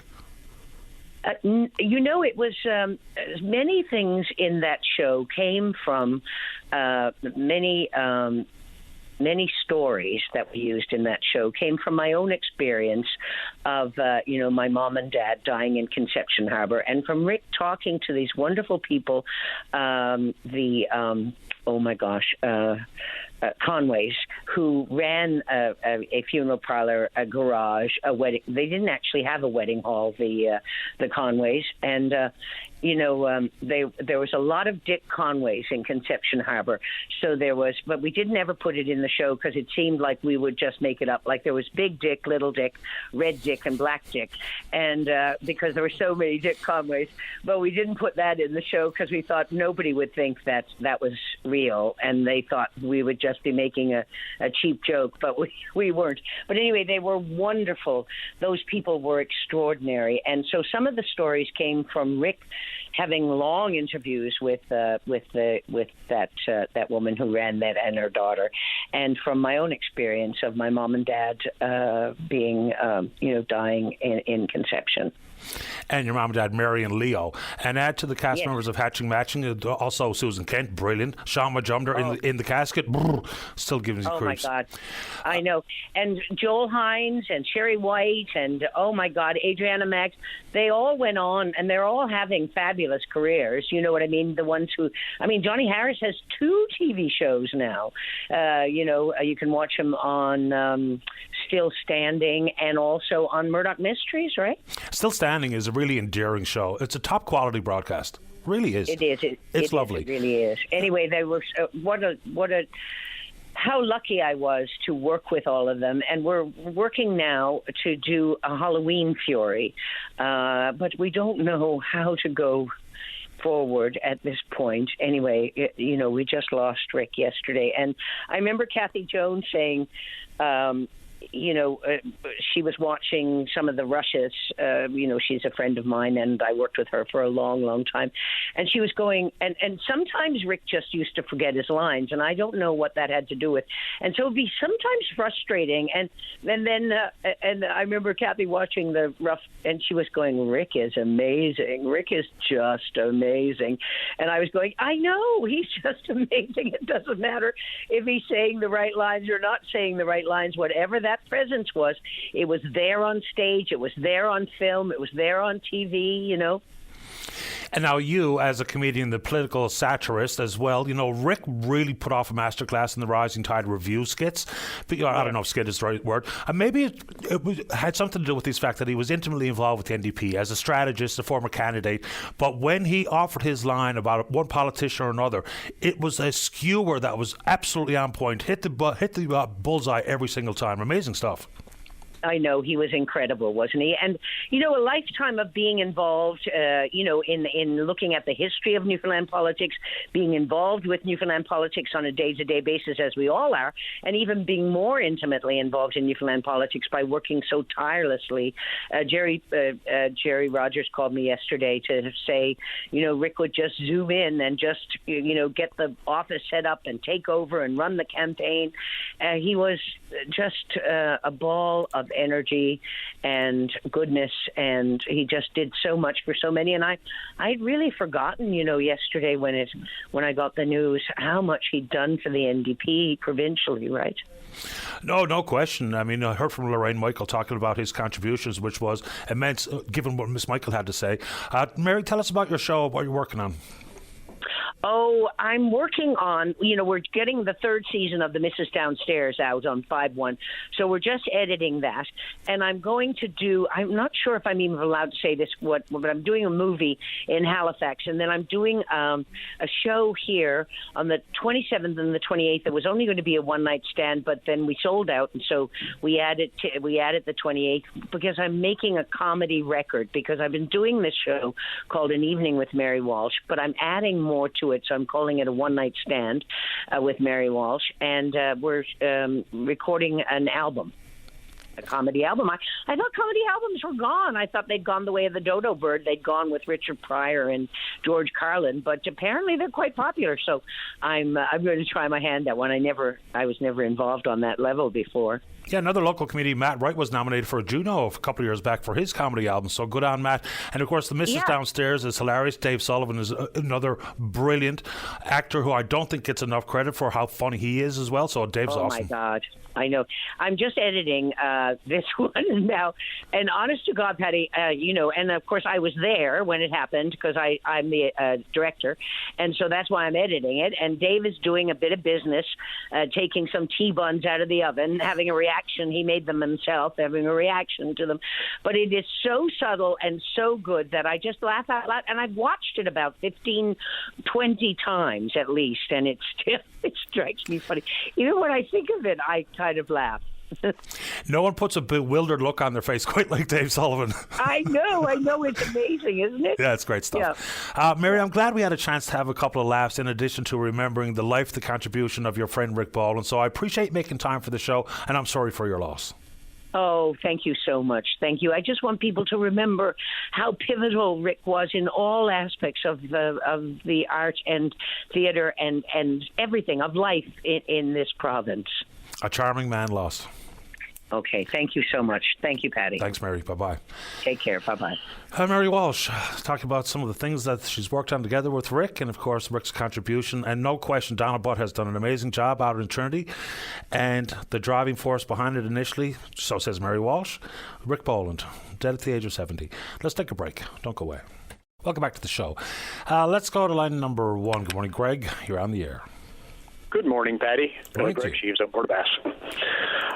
Just wondering, I think there was some announcement there now regarding people to take money from the government, whatever, that's going to do up like basement apartments and stuff for housing. Up to $40,000 in a forgivable loan, and the portal is now open, yes. Okay. Yep. But the thing is, if you look at reality today, like who's got all the money? The government. Who's got a lot less money? The people. Because every which way you turn, we're taxed to death. and then they hold this money in hand and use it as bait probably now for the next election. But the thing is, if someone's going to take a basement and do it up as an apartment, to rent, they've got to look at a lot of different things too, because the cost of all the materials has gone up because of the Liberal government and their carbon taxes and transportation costs got drove, all because of this chain reaction. So once you put this apartment in your basement, now you're going to have two water rates because you're providing two residential properties. Yeah, that's got nothing to do with the Liberals. No, I'm just saying, but they're using taxpayers' money as bait now to probably get reelected again, putting out all this stuff. Like, they know the problems. They know all the people are being taxed to death. And that's the kind of stuff that they play on people's brains. But what I'm saying is, for the half of this money, they're not doing it because they like you or to help you. They're looking after all of their other divisions of government. So, isn't this a good idea, though? Like, regardless of the political party in power, isn't the opportunity to have a forgivable loan up to 50% of renovations, maximum $40,000 for the homeowner? If I avail of that, I've now increased the property value of my own home. I'm bringing in extra revenue through a rental in the basement or what have you. So isn't that actually a good plan? Yeah, that's the part I was just going to break down for you, because it looks good the way you just explained it. But now the owner of this property has got, like, say, to pay the town or municipalities 2 water rates. Then they've got to pay 2 garbage collection fees. Then they've got to go they got to go spend money to buy their permits. Then up goes your assessed value, which you've got to pay more in taxes. Up goes your insurance costs, because now you've got to insure your basement as well as upstairs. And then when it's all said and done, any profits after that is taxable. So, like, what's the big deal? And even for government, I look around, I see what's going on all the time, because every time the government gets involved, it's so easy to waste our money. Because when they go to do a design on a building, it's never just a plain rectangular 4 units, 8 unit apartment building. Oh, no, they've got to go with all the ins and outs and curves, garrets, fancy roofs. Like, come on. If you're going to put up an apartment building, the people are not going to live in the roof. Just design it so it's practical and usable. You take, for example, even out here in Port-aux-Basques, the town put up 8 units, just finished there a little while back and got occupied. At a cost of about $3 million. Like, for anybody else building that same building, you could have made it more straightforward and built that building for $1 million. That case, if you multiply that by 3, they could have provided 24 units, not 8. But again, always over-design, because you're spending other people's money.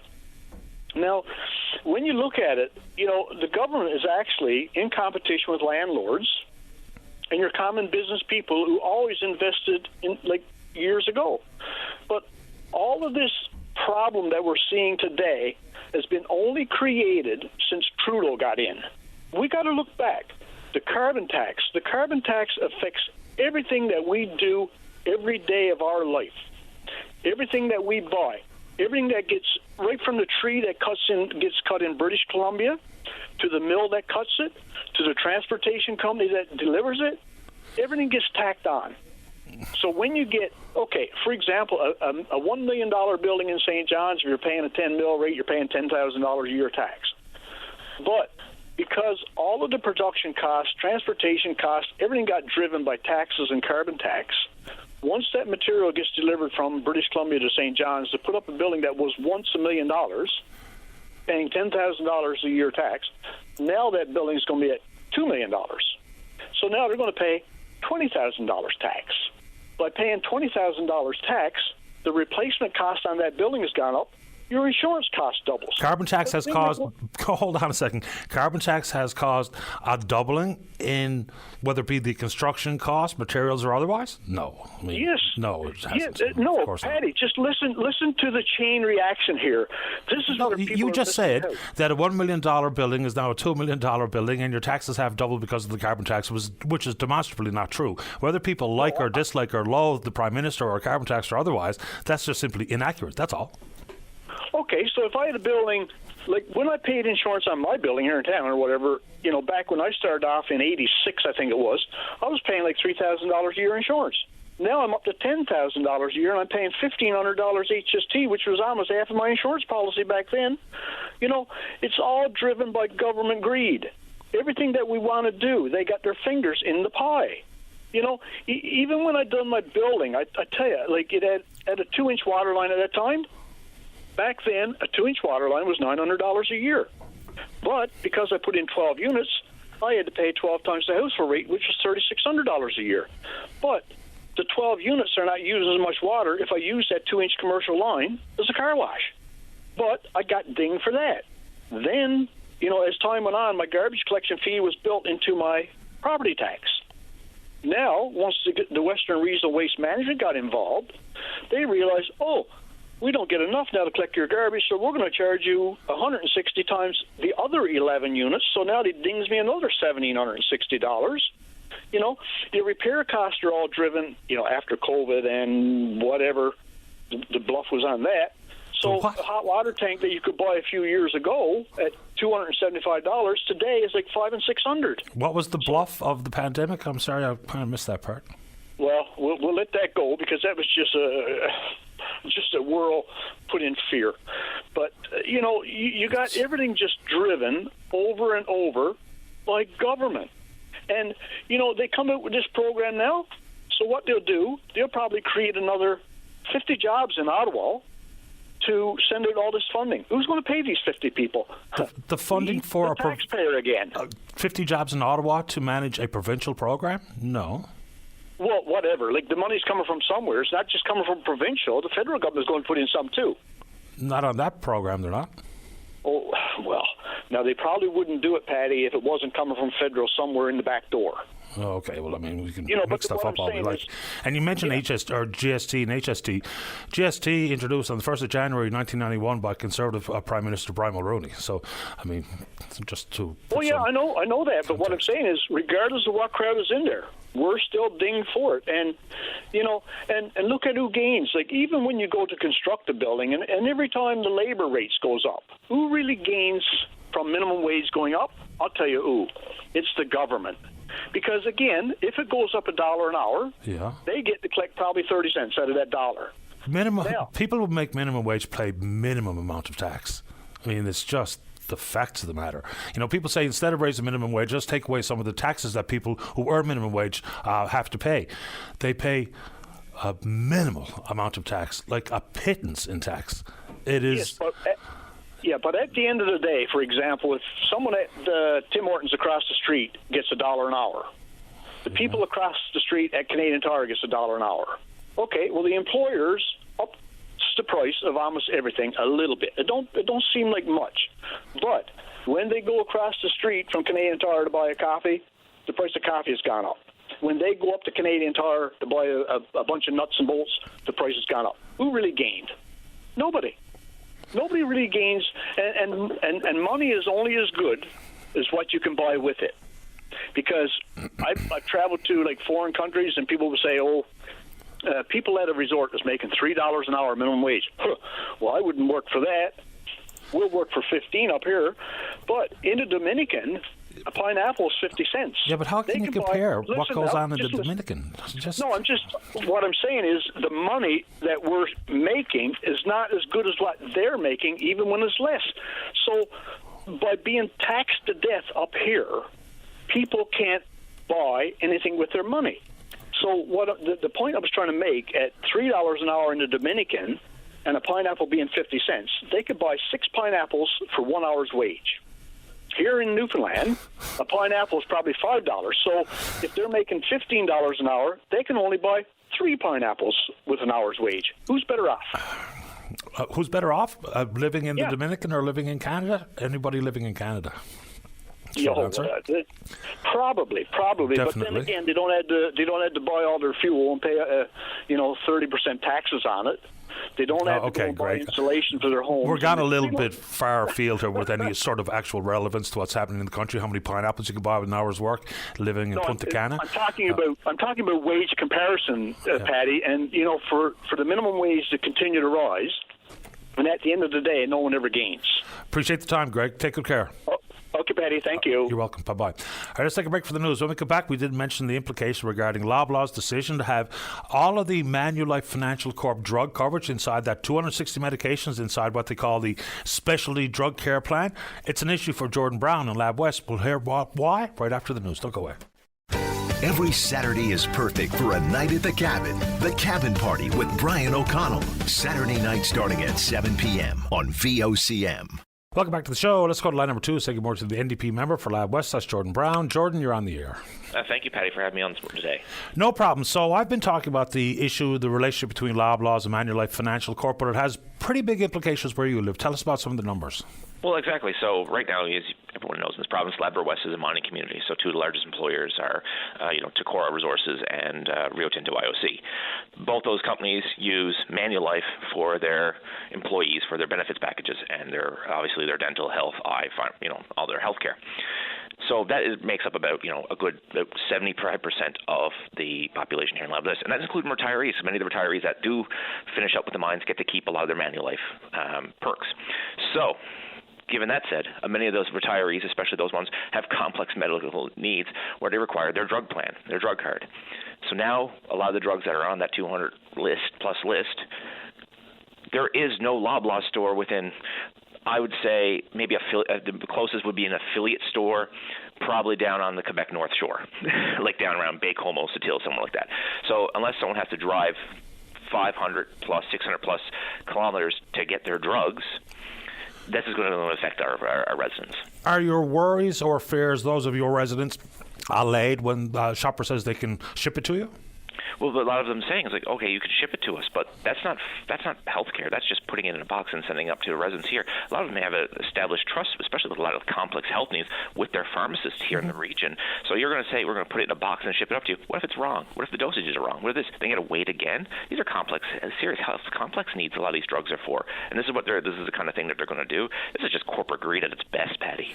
Yeah, I'm having a hard time because you'll hear from one analyst or one industry watcher talking about it as not being a bad thing. Other people talk about the shady relationship that this creates. And these are 260 medications. Just to remind folks, we're talking about very complex and chronic issues, life-threatening in many cases. We're talking about rheumatoid arthritis, Crohn's, multiple sclerosis, pulmonary arterial hypertension, cancer, osteoporosis, hepatitis C. So we're not talking about simple ailments here. No, and a lot of those leads you listed, I know residents who come to my office for other reasons who have these complex needs, and most of them are retirees from the mines, and this is and who are dependent on Manulife, and these things are complex things that you have to have a conversation with your pharmacist about. And if we're going to say, try to get some drugs shipped up from, like I said, the closest Shoppers Drug Mart to Labrador West is 620 kilometers away. There is no other Shoppers Drug Mart. There is no Loblaws affiliate store or nothing in the entirety of Labrador. And this right here is what Loblaws and Manulife think is okay. It's unreal. It blows my mind. And you got to stop and think. There's over 2,000 employees at Rio Tinto IOC alone. That is 2,000 employees with Manulife. And this is how they're going to treat those customers. It's corporate greed at its finest, Patty. I'd like to be able to break it down a little further. Some of the people who have chimed in, whether it be Marc-Andre Gagnon from Carleton University, I'd be interested to get his perspective because this is the sole focus in his world of academia. So maybe he can help us break down how these deals have worked historically, what they've meant for the end user or the client or the patient, whatever the right word is. So I'll try to get someone on to give us a better understanding of historical context, how these deals work, what are the associated risks. So maybe we can expand this conversation by inviting someone like the professor on. I think that'll be helpful. Absolutely. But at the end of the day, my phone has not stopped ringing. I have very worried seniors and current employees of these two places. Plus, there's other Manulife and users in other mine-related industries here in Lab West. A lot of people with collective agreements and stuff, that's who normally they're affiliated with, are calling me going, I can't have my drugs shipped to me. I can't have this. I have to have someone here who knows what they're doing. And they have established relationships with the pharmacists here in this community that's been here for 20, 30 plus years, who've been working with this community. And now, they think this is okay, especially this is Canada. We're not, we're a very spread out country. And then when you look at us here in Newfoundland and Labrador, we're even more spread out than the national average. And this is how they think it's going to be fine. Unless, Loblaws wants to open up a grocery store here in Lab West tomorrow, other than this, it's absolutely unacceptable. And you can't argue with me, Patty, that, this wasn't because of, corporate greed and, bottom end stuff and, trying to get the dividends to the investors and all this fun stuff. At the end of the day, this is supposed to be helping people, and instead they're just turning around and harming people just to get an extra buck. Did I argue at that point? I don't recall. I'm not trying to create. Just in general, I'm not talking to you directly, but from some of the commentary I've been seeing so far. Yeah, that's why I'm going to invite someone on who's probably examined these types of relationships in the past, what it has meant, what the outcomes have been. Because I didn't when I first read the story, I spoke about it as being really problematic. We've got a competition problem in the country. Period. Some of the small independent pharmacies are absolutely going to feel the pinch of losing some of their standing clients and their built-in relationships. So this is a problem across the board, I would suggest. And we're going to see if we can figure it out a little further. Anything else you'd like to add to the conversation this morning, Jordan? Well, absolutely. And you mentioned the competition thing. Just look at it.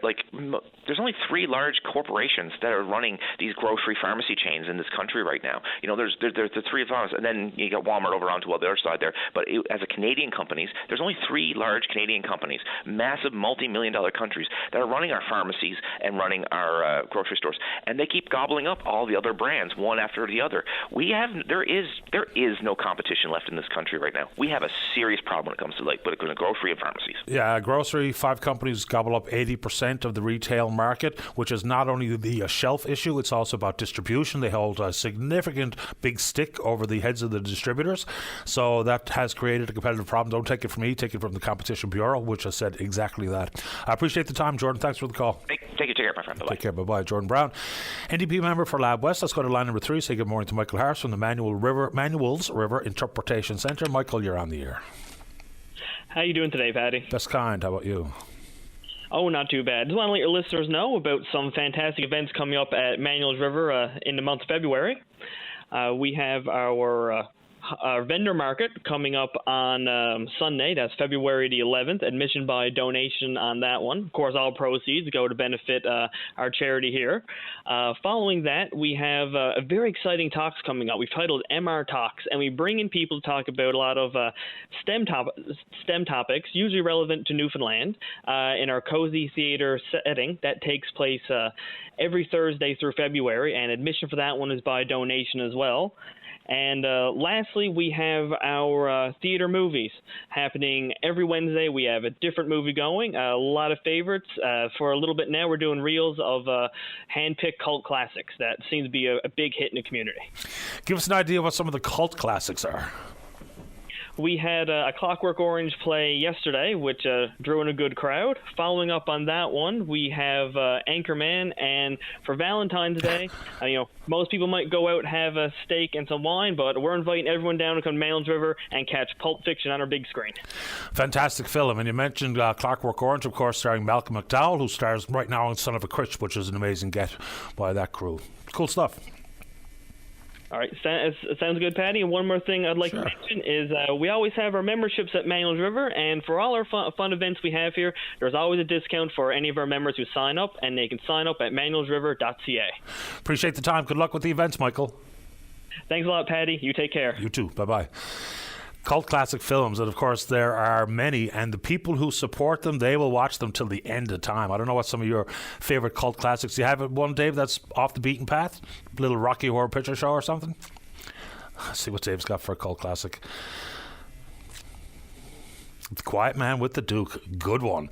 Let's phone check in on Twitter for the morning. We're VOCM Open Line. Follow us there. Email address is openline@vocm.com. But our favour is when you join us live on the programme, just like Shane Cashin, who's with the Canadian Federation of the Blind. And in Graham Wood, they've got a petition for regarding the rec fishery, the recreational food fishery. We'll hear about that right after this. Don't go away. Welcome back to the programme. Let's see. Let's go to line number 6. Good morning, Graham Wood. You're on the air. Good morning, Patty. How are you? Doing okay. How about you?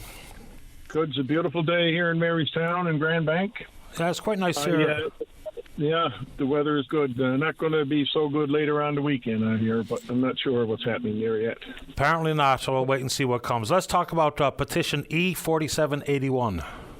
Yep, well, petition E4781, a group of us got together in the last month, and we decided that, and we've talked to MP Clifford Small, and he's agreed to present it in the House of Commons. So we started a petition at the beginning of February, and it's open until the February 28th. And it's calling upon to instate the recreational cod fishery in Newfoundland and Labrador, allows for retention of cod every day from July 1st through to October 1st. And right now, with recreational fishers being allowed to retain 5 fish per day, with a limit of 20 fish per boat per day, and tourist licensed operators be allowed to retain 2 fish per tourist per day. Did you say fish every day from June the 1st to October? July the 1st. July the 1st? To the 1st of October, yep. I mean, we usually have 39 days max. And what we find, people are going out on the water, risking to get their fish or whatever in various days, and you can only retain fish on the weekend, Saturday, Sunday, and Monday. And what we find is that a lot of our tourists that come, that want to book during the week, they can't retain 1 fish, even under an experimental license. Fish have to return live after study. So we've been 10 years now trying to get some changes made in the recreational fishery. That's a massive change. 39 days to what you're suggesting is huge. And, of course, the boat limit has always been a tricky one and a bit of a grey area for me, Graham, because they say 5 fish per person, 15 per boat. But the DFO themselves have all gone on to say that that's a recommendation. No one's going to get fined. If I got 5 people in a boat that can accommodate 5 people and we all have 5 fish, we're going to be okay. But they really should be a bit more clear on that one, because that one trips people up all the time. Inside, the petitions, it all includes the legalese or the whereas or what have you. But do you think maybe you overshoot with going from 39 days? I'm not sure exactly how many days are between July the 1st and October the 1st, but that every single day fishing is a massive change. Do you think maybe you overshot? No, I definitely don't think so. I think the reality is that people pick their days. And, it's like, I use the examples like when Vic's Pickles disappeared from the marketplace in the stores. People went everywhere to get Vic's Pickles. So, I think the same thing. I don't think you'll see any increase in effort. You'll certainly get rid of the people who are doing 2 or 3 trips a day. And, we do need more enforcement. But the reality is that people right now are hampered, and tourists are hampered to be able to partake in a recreational fishery during the weekdays. So it's, to me, unlike the other Atlantic provinces, they can fish every day during the recreational season. Fair enough. And another one of the key recommendations inside the petition, which I really like, and this has been long a frustration for me and everyone else, I would suggest, is that DFO knows well in advance of when they actually tell us when the food fishery is going to be, because it's very similar dates every single year, yet we wait to the 11th hour to be told when it's going to happen, which I don't know why they do that the way they do it. So you're also including in this mandate that the minister announce the season dates and regulations by the 1st of May of each year. That makes a ton of sense to me. It definitely does, because, we get people calling for tours and say book a tour, or other people want to plan their holidays. People get upset that how can I plan if I want to come home from Fort McMurray and be able to fish? We don't know until usually the 2nd or 3rd week of June before DFO announces even if there's going to be a recreational fishery. Yeah, it's so weird. I don't know why they do that. It's very, it's frustrating for folks who are just doing it to put some cod on the table. But even in the commercial fisheries, it really feels like there's big delays in announcing what they absolutely already have ironed out in-house before they even tell folks who are doing it for a living exactly when the dates will be and the total allowable catch, individual quotas up and down the line. I totally agree, and I don't think you're going to see a great increase. I mean, we take recreational season takes a very small percentage of fish in the total allowable catch. I don't know what the number is. I heard it was 1% or 1.5%.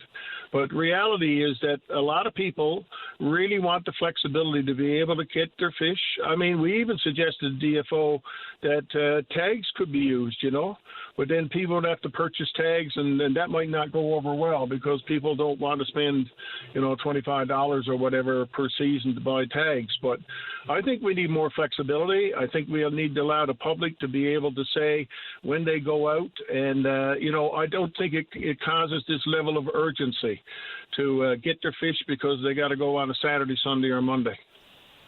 Yeah, I mean, the fall season is dead anyway. I mean, those 10 days, I don't know how many people in Newfoundland get around to actually fishing on those 10 days because there's always bad weather. It's hurricane season. And, once it starts to get stormy and the weather patterns change, then those 10 days really don't mean very much.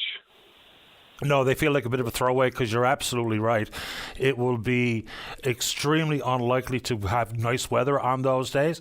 And the point that people make is, people push the envelope, maybe go out when they should not be out, especially in some of the really small watercraft that you see some people going out in on the big merciless North Atlantic. It makes me cringe sometimes. So, Graham, how long do people have to sign on to the petition? What kind of traction do you have so far? We got 214 votes in the last I checked this morning, and we haven't really advertised it. I was on the broadcast yesterday and today with you, and only on Facebook. So, we really want to thank Clifford Small for agreeing to present this petition in the House of Commons, and we're looking forward to getting 5,000 petitioners to say, yeah, we want this changed, and kind of take it to the minister and to the government of Canada that it's time to change this and allow us the flexibility to be able to catch a few fish for our freezers and provide our elderly and stuff with fish. Absolutely. Keep us in the loop on how you proceed, what the final numbers look like, and I appreciate the time this morning, Graham. Thank you very much, Paddy, and have a great day. You too. Bye-bye. Bye. Here we go. Petition E4781. You can find it on the government's website. Let's go to line number 4. Final word this morning goes to our friend Shane Cashin from the Canadian Federation of the Blind. Good morning, Shane. You're on the air. Good to be here, Paddy. Thank you so much for taking my call and being the last one on the air this morning. I really appreciate that. It's great to be talking with you again, and it's that time of year where we're doing White Cane Week, which will begin on Sunday, the 4th of February, up until Saturday, the 10th. Of course, we've been kind of expanding to White Cane Month, and I will take a breath. Well, welcome back to the show. So what exactly is going on this year for White Cane Week? Anything special? We always try to do something around this time of year for it to be special. I mean, we are doing the provincial proclamation tomorrow with Chief Supreme Court Justice since the current LGs of the province. So we got them taking care of that tomorrow morning at 11 at Government House. And we also have the day with the therapeutic recreational students at the Academy of Canada at the CNIB on Tuesday the 6th. And we have the Lions Club, St. John's Lions Club, having the night of crib with the CCB members. And we also have on the 11th, Dinner in the Dark at Boston Pizza. We're doing that again this year. That was a success last year. And we have on the 24th of February, we have the bowling with the St. John's Lions over at St. Pat's Lanes. That's what we're doing. It's great stuff. Shane, when we talk to, say, for instance, people like Don Connolly and yourself, and there's so many recreational opportunities and social opportunities for folks with vision loss who maybe are just fearful that because of their disability that they can't avail of some of these things like playing crib or going bowling or golf or curling or anything else under the sun. So what's your message to folks who, may be sitting in silence with their vision loss and not getting out and taking advantage of some of the events that are put on, whether it be White Cane Week or Vision Month in May? Exactly. Get out there, take advantage of life. As they say, take life by the horns and go with it. You have one life, live it to the fullest. If you have a visual impairment, that's no reason to stay home and to stay out of the community. Do what you can, do what's in your comfort zone, and take it as it comes. It's good on you, Shane, for being part of this and putting these events in action. Anything else you'd like to say before we unfortunately run out of time soon?